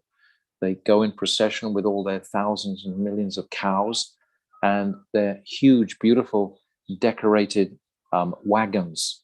And it's very gorgeously described by Ananda Vrindavan Champu, by Kavi Kanpur, in beautiful poetic language. This would make an incredible painting of them, the whole Vrindavan village making its way towards the Yamuna. And then they all float their wagons across the Yamuna, and the cows, they all swim, these bodies of white cows swimming across the Yamuna. It's extraordinary, the description that Kavi Kanpur gives. And when they come out the other side, then Krsna and Balarama, they're sitting in the huge cart with Mother Yashoda and Rohini Ma, and they're traveling into Braj. And Krishna is asking all sorts of beautiful questions, like a little child. He's only 2.5 years old. He's saying, oh, who is that old man, Mama? And it's like a peepal tree with long vines coming down. And Mother Yashoda is explaining, oh, this is the peepal tree. And this is a Vamsi tree. This is a Vamsivat. And she's explaining all the different trees and the creatures as they see on their way through across the river in Jamuna. So it's a very beautiful description. And then they come to what is today we call Chatikara. And Chati means wagon, and Kara means circle. So they make a circle of wagons at Chatikara. And they camp there for about 3 months, looking after their cows, etc., grazing their cows. And then they begin the journey out towards Govardhan. And that also takes about 6 or 7 months. And on the way there, there's the first Gopastami, when Krishna takes the calves out grazing. That's at a village called Vasant. And that is on the way out to Govardhan. And then they circumambulate Govardhan. And then Vrishabhanu Maharaj, who's with them, he takes up his ancestral residence again in Varshana. And Nanda Baba, he proceeds and takes up his residence again in Nanda Bhavan at Nandishwara. So this is their journey. They leave Gokul. But today we're sitting in Gokul and we're remembering with great happiness and joy the unlimited, this Ananda Kunde, Iti Driksvali Labhya, Ananda Kunde, these unlimited childhood sweet nectarian pastimes that Krishna just enchants the entire universe with his sweetness and speciality. And Krishna himself is so joyful and relishing such satisfaction of being the child of Mother Yashoda in the company of Dauji, in the company of his beautiful elder brother. So this is the whole mood of this area here. And as we're ourselves, our Parikrama party, leaving, we mention that Sanatana Goswami has his gufa, which I mentioned at the beginning as we were coming in. And Gurudev, he tells this beautiful pastime how one day he was staying with Jagadananda. Jagadananda Pandit came to visit Sanatana Goswami one time. And Sanatana Goswami goes out begging for some madhukari. And then he returns and he's wearing a red bandana around his head. And Jagadananda is thinking, oh, this must be a cloth from Mahaprabhu. This is why you're honoring the cloth on your head. And he asks Sanatana Goswami, oh, why are you wearing that cloth on your head? It must belong to Mahaprabhu. And Sanatana Goswami, no, some Mayavad sannyasi gave to me. And then Jagadananda, he becomes really impatient with that, and he picks up a cooking pot, and he's going to throw the pot at Sanatana Goswami, and Sanatana Goswami immediately folds his hands and begs down in a very humble mood. And Sanatana Goswami congratulates Jagadananda on his instant feelings towards any sort of Mayavad, honoring any Mayavad sannyasi, and his nishta towards Chaitanya Mahaprabhu. So that's a whole nother pastime there. So I think my time is practically complete. There's unlimited pastimes here. And just hearing these pastimes and keeping our focus on the speciality of Vrindavan as we travel through. Now we're coming to the most remarkable, sweet place of Raval. Raval, as our dear Pujapad Bhaktivedanta Nemi Maharaj is going to describe these pastimes there in Raval. It's a really, really intoxicatingly, physically beautiful place, gorgeous trees, etc. So I won't say any more about that, but thank you all very much for hearing some of these pastimes. And now our beloved Bhaktivedanta Nemi Maharaj will carry us through to Raval. Gaur Premanande, Hari Hari Bol. Vanchakalpatarubhyascha, Kripa Sindhavevacha, Patitanam Pavnibhyo Vaishnavevyo Namaha. Dandavat pranams. Thank you so much, Maharaj. I see Yashoda has come on camera. Were you about to say something, Yashoda? No. Okay. I don't want to dwell too long because time is of the essence, but I want to thank you for all of those beautiful leelas. People sent me questions and then you answered the questions spontaneously without me asking them. So it was in the background, a lot of devotees were being satisfied by your kata, and you're answering their hearts' queries. So yeah, thank you for all of these details.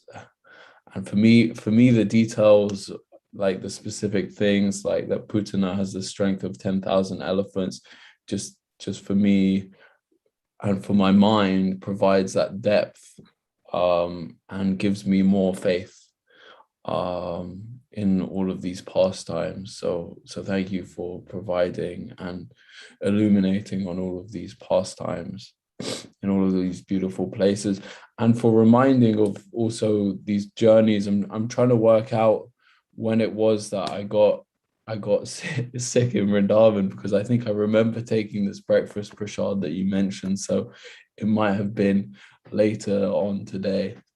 So thank you. So, oh, you're on mute, Maharaj.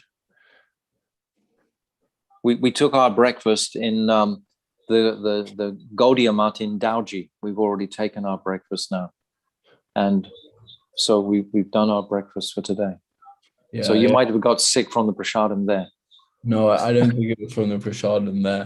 But okay. I think I remember being in a Gaudiya Mat taking breakfast with puris and then bringing around halva and thinking, yes, oh, that's interesting, halva for breakfast. That's but it. I don't know if it was. That's it. Yeah, that's it. I must have got sick in the evening. Yeah. Anyway, I will now hand over to Pujapad Nemi Maharaj, who will be speaking on Raval.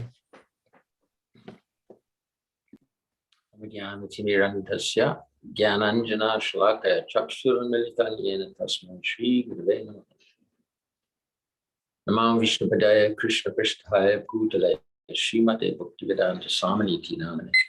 Namam Vishnupadaya Radhikaya Priyatmane Shri Srimad Bhaktivedanta Narayaniti Namane. Vanchakalpatarupascha kripasinubhavacha putitanam pavanebhyo vaishnavebhyo namo namah. Shri Krishna Chaitanya Prabhu Nityananda Shri Advaita Gadadhar Shivasati Shri Govardhana Hare Krishna Krishna Krishna Hare Hare Hare Rama Rama Rama. I want to ask, do we have any pictures of Raval? Manjulali? Yeah, we do have pictures. 1 second, we have this one here. That's the Jamuna and Raval. And we have the deities from Radha, Krishna and Raval. This one here. This would be it. Yes, that's Raval.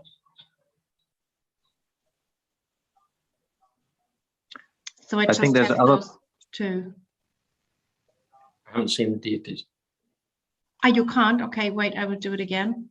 Sometimes it doesn't work, the screen sharing. I changed the pictures on my screen, but it seems like it doesn't pick it up. Can you see it now? Coming, yeah. Okay, so these are the deities in Raval.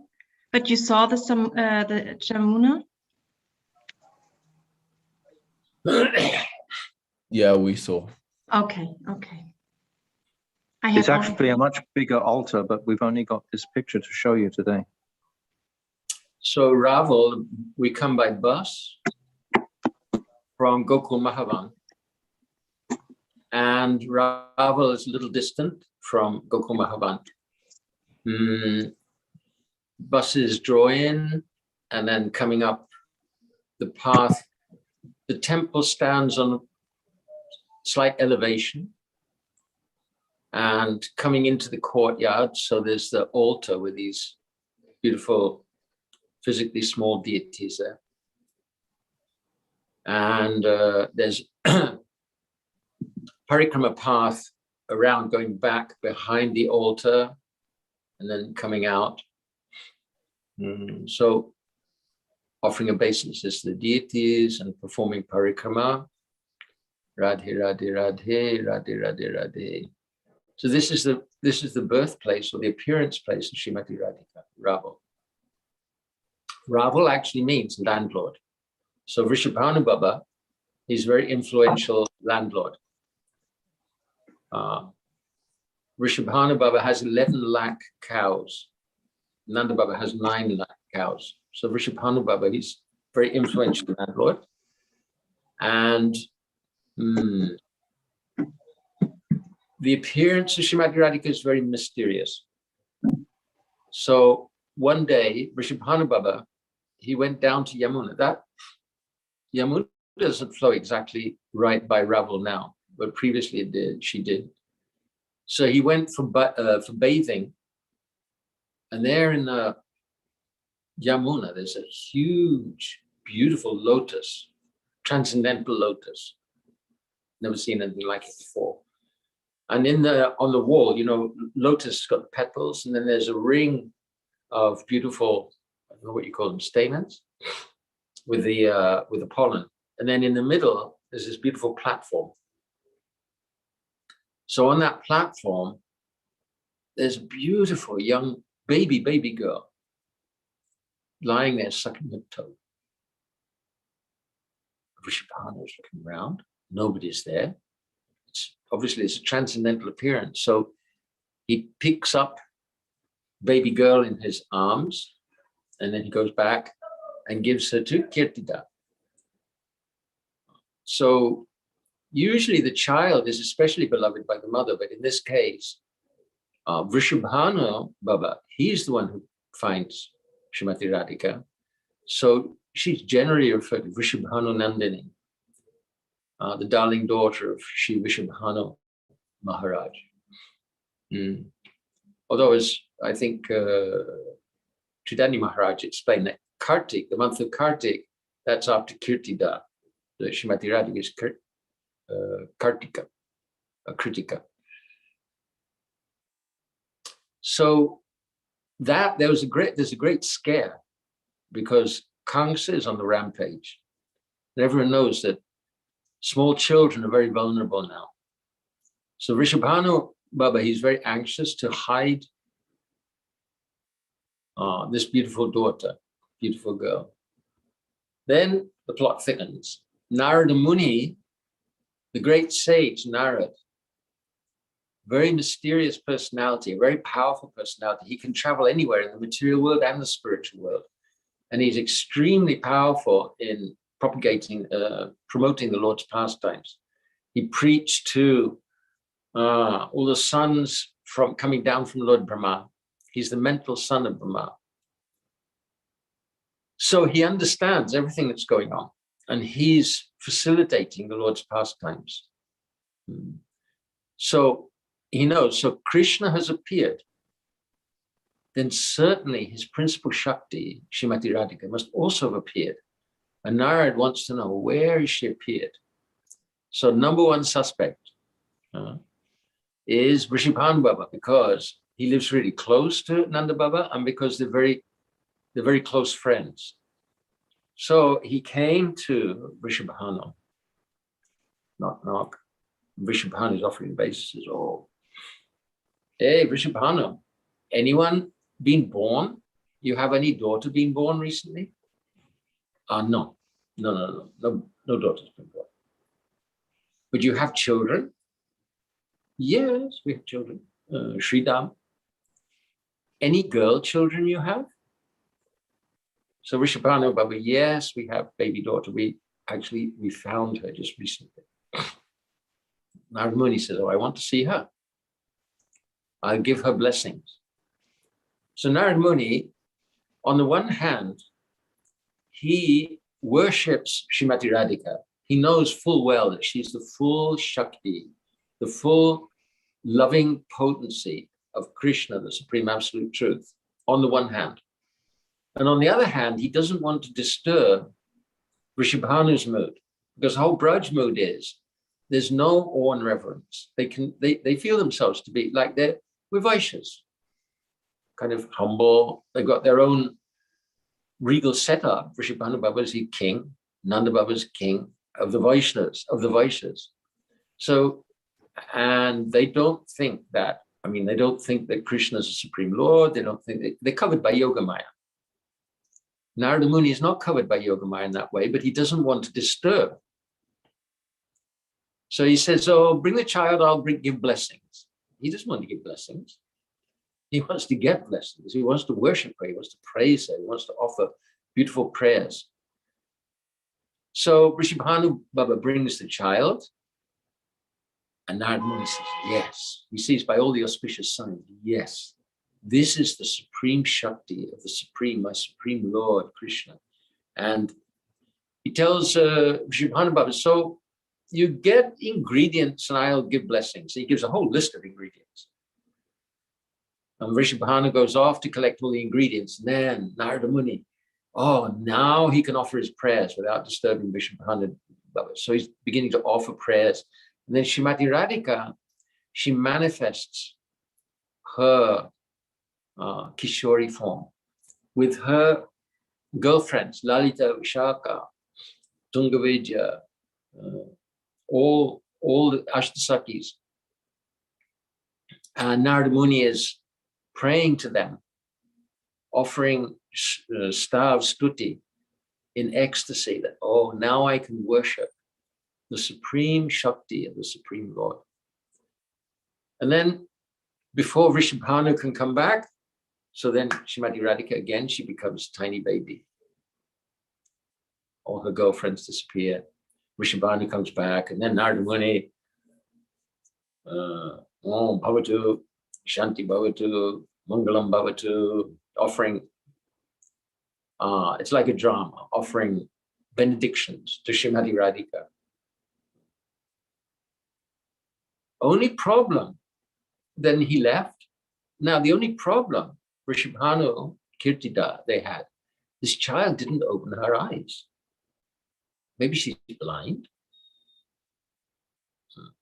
They're in anxiety.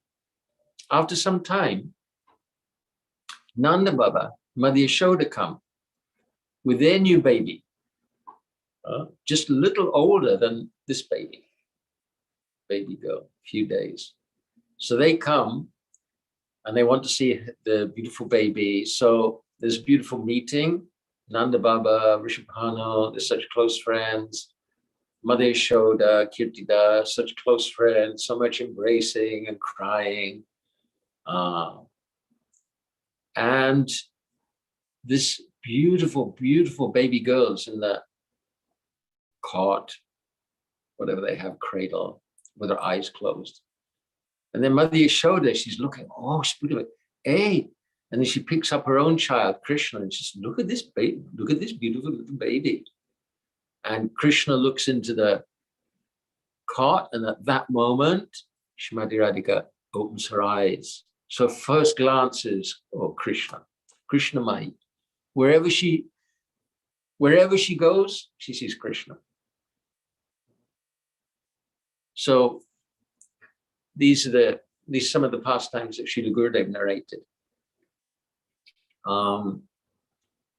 Chidandi Maharaj, which by Chidandi Maharaj, he narrated the pastime of Putana. So Rupa Goswami, he's enlarged on this pastime of the appearance of Srimati Radhika in Shri Lalit Madhav. And there he narrates how one mountain, Vindhya, had become very proud, Vindhyachala, and was envious of Himalaya. So Himalaya had a daughter, Gauri, Parvati. Parvat means mountain. Parvati means daughter of the mountain. So Parvati had married Shivji, and Himalaya is all the time boasting about the opulence, power and opulence of his son-in-law. So Vindhya becomes envious, and he performs great austerities in order to get a son-in-law more powerful, more prominent and eminent than Shivji. So at last, Brahma gives him the benediction that, yes, you will have a child who will, you will have a daughter, not a son. Usually they're praying for son, but in this case, daughter. You'll have a daughter, and her husband will be more powerful than Shivji. Now, who's more powerful than Shiv? Shiv is actually, he's like a dependent Vishnu Tattva. So, Vrishabhanu's wife, Kirtida, in this version, it must be a different kalpa. Vrishabhanu's wife, Kirtida, and Chandrabahu's wife, they conceive. And then Yogamaya transfers the pregnancies to the wife of Vindhyachala. And she gives birth to these baby girls, who later will become Radha and Chandravali. So they're actually sisters in that way. They're referred to as sisters. But at that time, Kamsa, who's heard from Yashoda's daughter,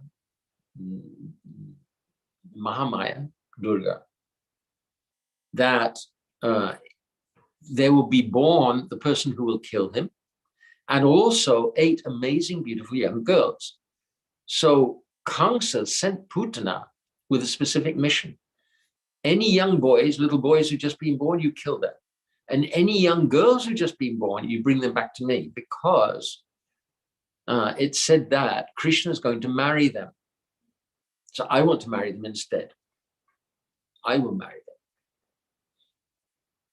Putana went and she captured these 2 baby girls, Chandravali and Radha, and also other little girls, Lalita, Bhadra, Shamala,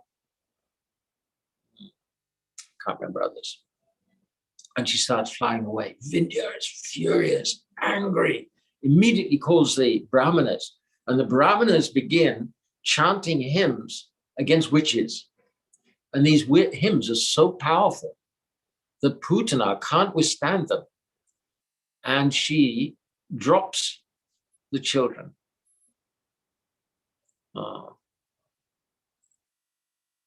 and Yogamaya, different personalities, they pick them up. And in this way, the baby girls are distributed to their proper places. These are the pastimes that we hear. But who is Srimati Radhika? Who is Radha? In Srila Krishna's Kaviraj Goswami, he's explaining the tattva Radha and Krishna. And right in the beginning of Chaitanya Charitamrita, Radha Krishna Pranaya Vikriti Hladini Shakti Rasmad. So we can, one, Radha Krishna Pranaya Vikriti. So pranay is the stage of praying where there's no, where the hero and heroine have lost sense of being separate.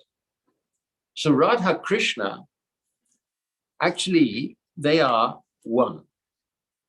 Later on in Chaitanya Charitamrita, Radha Purna Shakti, Krishna Purna Shaktiman, Dui Vastu Bheda Nai, Shastra Parama. So Radha is the full Shakti, and Krishna is the full owner of the Shakti. Dui Vastu Bheda Nai. Dui Vastu, they're two distinct, or they're two self-existing Vastu, the realities, two realities, Bheda Nai. There's no difference between them. How that can be? How can you have two Vastus which are not different from each other? Then Krishna's Kaviraj Goswami explains that just as musk and its scent are inseparable, or as fire and its heat are undifferent, Radha Krishna Aiche Sada Ekai Swarupa. So Radha and Krishna permanently, the one Swarup, Leela Rasa Asvadite Dhari Rupa. But for the purpose of pastimes, they've assumed two forms. And these two forms, it's as though they're the two most perfect lovers who are constantly trying to find each other and constantly going through so many adventures to meet, and then again they have to be separated again. Why would they want to do that? Krishna is actually Atmaram. He's completely satisfied in himself. And Srila Gurudev said, who's this Atma that he's satisfied with? This is Srimati Radhika. So they're like yin and yang. In yin, there's yang at the heart of yin, and then there's yin at the heart of yang. So Radha and Krishna, actually, they're the original yin and yang. Always, Srimati Radhika is always meditating on Krishna, and Krishna is always meditating on Srimati Radhika.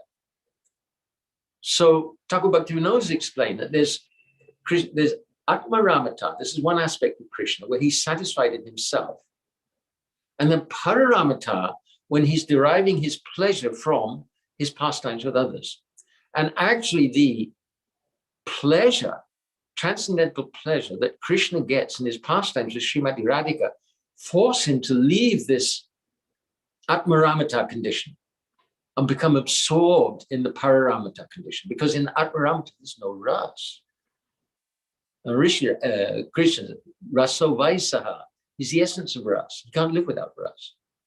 And he's always moving towards superior ras, Rasa Sheka. So for the sake of love, they're actually as if it were, they're separated. So Radha, Krishna, Pranaya Vikriti. This is one explanation, that Radha and Krishna, they're a transformation of this pranay, this non-dual love.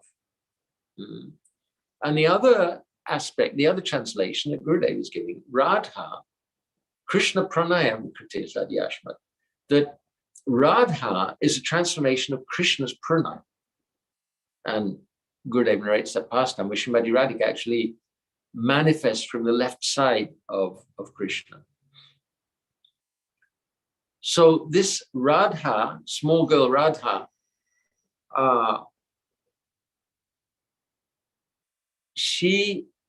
they have these childlike pastimes, and they actually play together. Later on, they'll play together, and Radha and her friends, they make like houses out of sand. And then Krishna comes, and as little boys do, he smashes up their sand houses, tease each other. But Srimati Radhika, she is the full power and potency, but not just power and potency, but she's the loving ability, the loving potency. She distributes loving service to Krishna. And she's actually the object of worship of all our Muninda Vrinda Bandite, the greatest sages, the greatest munis. They're all worshipping Srimati Radhika. And Krishna himself worships Srimati Radhika, just like recently we related this pastime with Jayadev Goswami. So Jayadev Goswami, he's seeing this pastime where Krishna is bowing down to Srimati Radhika and begging for her favor. She's in Man. He's begging her, please put your lotus feet on my head. I'm burning up in the desire to associate with you, that you'll award me your association. And also at Mansarovara, again, there's this beautiful picture. Krishna's bowing down. He's putting his flute at Srimati Radhika's lotus feet. And we can say the supreme manifestation of this mood. Gurudev, we understand from his spiritual name, Swarup name, that he's actually the personification of Radha Krishna's pleasurable pastimes, Raman. He's explained that Hari Rama, Rama means Radhika Raman Krishna, who always performs pleasure pastimes with Srimati Radhika.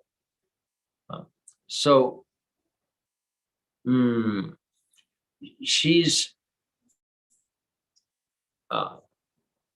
Srimati Radhika is that personality with whom Krishna is begging for her mercy. He always wants to associate with her. He's bound by Shri Yashoda Devi. We heard how Yashoda Devi is tying Krishna to the grinding mortar, and he can't get free. But that's Vatsalya Bhav. A Madhurya Bhav is so much higher than Vatsalya Bhav. It contains all the other rasas, and it has its own characteristic. And Srimati Radhika is the full manifestation. So Krishna is totally enchanted, totally bewildered, totally bound up in her love. And practically speaking, where does he belong? He belongs in Braj. And Thakur Bhaktivinoda at the end of that Shatakoti Gopi. So Krishna is saying to Srimati Radhika, I'm only here because of you. There's nothing else, actually. There's only your love. I can't live without your love. Krishna can't live without the love of the gopis. And especially Srimati Radhika is Jivera Jiva. She's the life of Krishna. So this Srimati Radhika, all our teachers are wonderful. They're not just teachers, but these astounding personalities who have appeared from the spiritual world, Rupa Goswami, Sanatana Goswami. They are the most intimate maidservants of the supreme pleasure potency of the Supreme Lord, Absolute Truth, Personality, Godhead. And they're inviting us, come on, come on, come on. You can also serve like this. It's amazing. This is Chaitanya Mahaprabhu's grace. Namo Mahavadanyaya. He's giving so much mercy that he wants everyone to come. Krishna, in the mood of Srimati Radhika, wants everyone to come and serve Srimati Radhika, to increase the bliss of those pleasure pastimes. Nikunja, you know, Ratikeli Siddhai, perfecting those beautiful pastimes there. So our teachers, our Goswamis, our acharyas, they're calling us, inviting us. Did you come and take part in these pastimes? You come and perfect these wonderful pastimes of Radha and Krishna.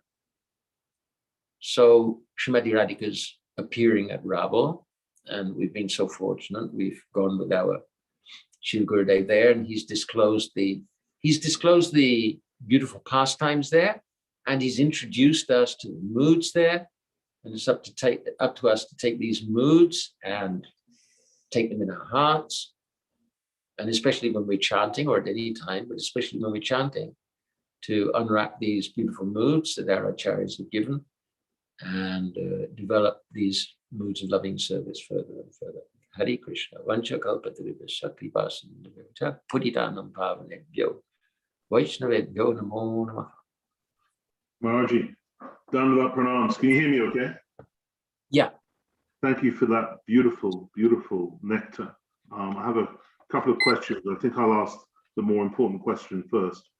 Could you just please distinguish for us again, you presence the stage of praying pranaya, and you were explaining two aspects of why Radharani appears in relation to that mood, but I didn't quite get the distinction between the two. The latter one you mentioned about the transformation of Krishna's pranaya, and the former one couldn't quite grasp the distinction. Do you mind covering that again? Okay, just a minute. I'll bring the original verse from Chaitanya Charitamrita. Oh, great. Which part? So we're in Adi Leela, Yeah. chapter 1. Oh wait, shouldn't have done that. Adi Leela, chapter 1, and it's verse, let's see, maybe 6. 6, yes. Radha Krishna Pranaya Vikriti. Yes, 6. Okay, just a minute. Oh, I'm sorry. Adi Leela 1:6. Yeah. So we read here. No, it's 1:5. Radha Krishna Pranaya Vikriti Ladani Shakti Rasmat Ekat Manav Apibhuvi Pura Deha Vedam Gatauto. So Srila Prabhupada translates this. The loving affairs of Sri Radha and Krishna are transcendental manifestations of the Lord's internal pleasure-giving potency. Although Radha and Krishna are one in their identity, they separated themselves eternally. So Srila Prabhupada here, he's taking Radha Krishna, Pranaya Vikriti. Vikriti means transformation. Pranaya means that particular aspect of prem, that particular stage of prem, where the illusion of duality has disappeared, if we're coming from the bottom. There's no sense of duality. So then Radha and Krishna are Pranaya Vikriti. So this transcendental personality, Radha Krishna, they've manifested from Pranaya. Sladini Shakti Rasmat, by the Lord's internal pleasure-giving potency. This arrangement has been made. This is one aspect. Srila Gurudev translated a little differently. He said, Radha, Krishna Pranaya Vikriti. So he's saying that Radha is the transformation of Krishna's pranaya. And therefore Radha is appearing from the left side of Krishna at Keshikat. Like that. Those are the two aspects. Thank you. Hare Krishna. Thank you, Maharaj. Beautiful. That's definitely going to be one to chant on. This is so deep. Come on. This is the deepest mystery. I can't rattle off an answer because it's way beyond my adhikar, but it's very inspiring because it makes you want to grow in your bhakti to understand such a subtlety. The second question is a little less subtle and easier. I just was a bit slow getting the story down. When the mountain Vindhya, is it Vindhya? Yeah. Vindhya was envious of Himalaya and asked for a benediction to have a son-in-law greater than Shiva. Can you just run through the womb transfer business again? Because I always get I get a bit genealogically dyslexic. So. We read this already. Lalit Madhav. So the wife of Rishi Bhanubhava, Kirtida, and the wife of Chandrabahu, I don't know her name, So they conceive children, and those children will be Radha and Chandravali. Then, because of this benediction that Brahma's given, Yogamaya transfers those pregnancies to the womb of the wife of Vindhya. So now that means that Radha and Krishna are within the womb of the wife of Vindhya, so they're actually sisters. And in Lalit Madhava, it's a very tragic story. That, I mean, in the end, Radha and Chandravali are confronting each other in Dwarka, not knowing who each other are, and not knowing that they're sisters. Yeah. It's so dramatic. So then they're born, and then immediately after that, Putana kidnaps them.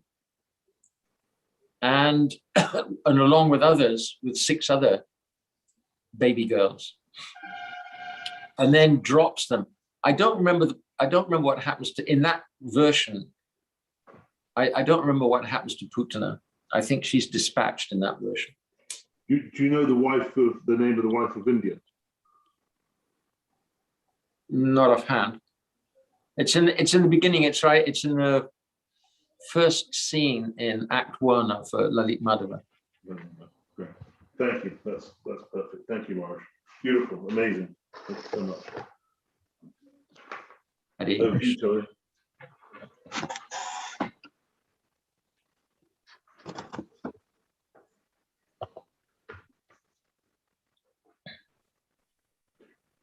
Hey, Bo. So sorry. I want to thank you, Maharaj, just as Yashoda has, for your beautiful Katha. I really appreciated how you mixed the Leela of Radha Krishna with the Tattva and explaining both in such a nice way. Thank you. Thank you so much, Maharaj. Again. And now we're coming to the end of our time. So very quickly before the Kirtan, I'm going to announce the evening's program, which is 6 p.m. We're going to be hearing about the same places from Shriman Sundar Gopal Prabhu and Shripad Bhaktivedanta Ashram Maharaj. So it's a wonderful opportunity to hear even more Katha about these places. And then tomorrow we are returning. At the same time, we'll be going to Nidhuvan and visiting the temples of Sri Radha Raman, Sri Radha Gokulananda, and Sri Radha Gopinath with Pujapad Chudandi Maharaj, and also with Nemi Maharaj as well. Yes, Nemi Maharaj will be speaking on Radha Raman tomorrow. Okay, very nice. No buses tomorrow. No buses, it's a walking. No, just a walking journey tomorrow. Very nice. So that is what we have to look forward to tomorrow, a nice walking Parikrama. And my bad drawing of the route with my shaky hands. Without further ado, I just want to, before I go to the Kirtan, I want to thank Pujapad Nemi Maharaj and Pujapad Chudandi Maharaj for their beautiful Katha once again today, and for putting in the time and effort to make this Parikrama possible. We're very fortunate that we're able all over the world to have this Parikrama party traversing together, and I know so many people are tuning in. I'm looking at the numbers because we see one number on Zoom, but then there's listening on Facebook in 2 different places, on YouTube. There's many people watching one screen. So many people are listening. I think well over 100 have tuned in for at least one session for these morning Parikrama. So it's such an auspicious opportunity. So thanking them both, thanking Yashodananda Prabhu and all the organizers for also making this possible, for all of the listeners for making this possible, and for all of the kirtaneers for making this beautiful, and to our Guru Varg, who especially make it possible. So now, without further ado, I will hand over to Shriman Manas Prabhu, who will be singing another beautiful kirtan for us. I'm going to Haribol. Haribol. Haribol. Haribol. So Dandavat Pranam, Dandavat Pranam, Dandavat Pranam Prabhu, Dandavat Pranam Maharaj Ji, Ramanand Haribol. Prabhu. Haribol.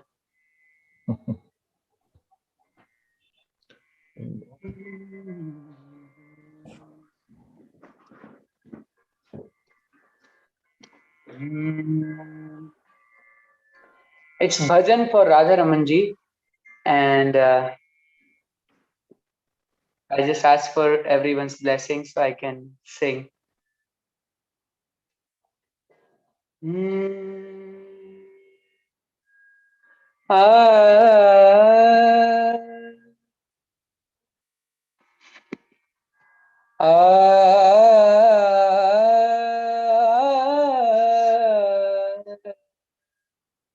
Can you hear me, Prabhu? Okay. कभी भूलो ना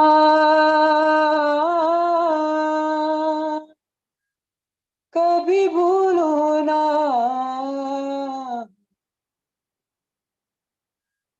कभी भूलो ना याद तुम्हारी रटूं तेरा नाम मैं साँझ सवेरे राधा रमण मेरे राधा रमण मेरे राधा रमण मेरे राधा रमण सिर मोर मुकुट कानन कुंडल दो चंचल नैन कटारे सिर मोर मुकुट कानन कुंडल दो चंचल नैन कटारे मुख कमल पे भौरे बने केश लहराए कारे कारे मुख कमल पे भौरे बने केश लहराए कारे कारे हो जाओ प्रगट मम हृदय में हो जाओ प्रगट मम हृदय में करो दिल के दूर अंधेरे राधा रमण मेरे राधा रमण राधा रमण मेरे राधा रमण गल सोहि रही मोतिन माला अधरों पर मुरली सजाए गल सोए रही मोतिन माला अधरों पर मुरली सजाए कर घायल टेढ़ी चितवन से मुस्कान से चैन चुराए कर घायल टेढ़ी चितवन से मुस्कान से चैन चुराए हो भक्तों के सरताज किंतु हो भक्तों के सिरताज किंतु राधा रानी के चेहरे राधा रमण मेरे Radha Raman. It's the next page, Prabhu. Radha Raman मेरे Radha Raman. The other one, yes.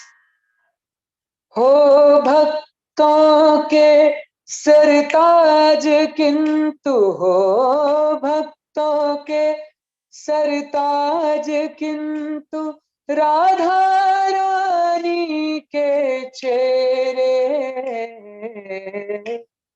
Radha Raman मेरे राधा रमण.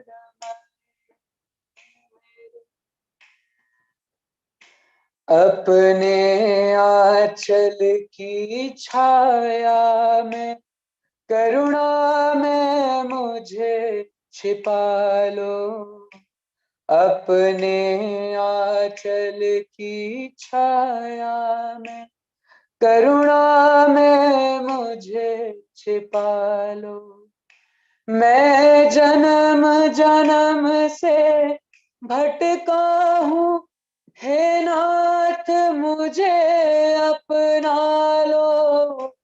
मैं जन्म जन्म से भटका हूँ हे नाथ मुझे अपना लो. हे नाथ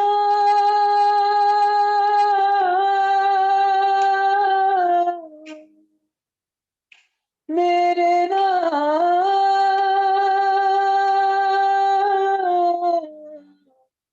हे नाथ हे नाथ हे नाथ हे नाथ. मैं जन्म जन्म से भटका हूँ हे नाथ मुझे अपना लो. प्राणेश रमण तुम संग मेरे प्राणेश रमण तुम संग मेरे है जन्म जन्म के फेरे राधा रमण मेरे राधा रमण मेरे राधा रमण मेरे राधा रमण. मेरो राधा रमणा मेरो राधा रमणा मेरो राधा रमणा मेरो राधा रमणा मेरो राधा रमणा मेरो राधा रमणा मेरो राधा रमणा मेरो राधा रमणा. गुरुदेव गुरुदेव गुरुदेव गुरुदेव प्रभुपाद प्रभुपाद प्रभुपाद प्रभुपाद नित्य गौर हरि बोल हरि बोल हरि बोल हरि बोल.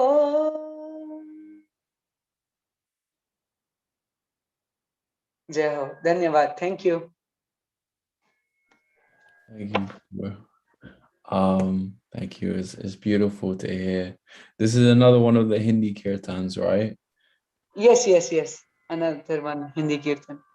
Yeah, so nice because it reminds me of being in Vrindavan because here we sing often the Bengali kirtans and Yes, less yes.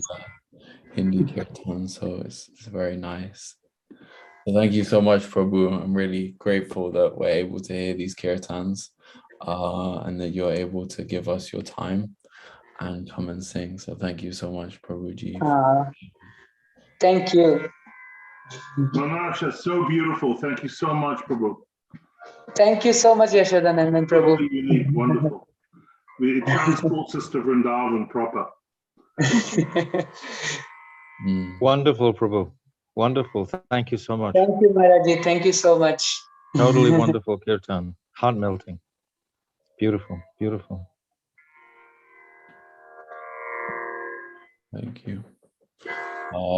So now it's the end of our program. So what I have left to say is Vancha Kalpa Tarubescha Kripa Sindhu Bhaevacha Patitanam Pavanebhyo Vaishnavebhyo Namo Namaha.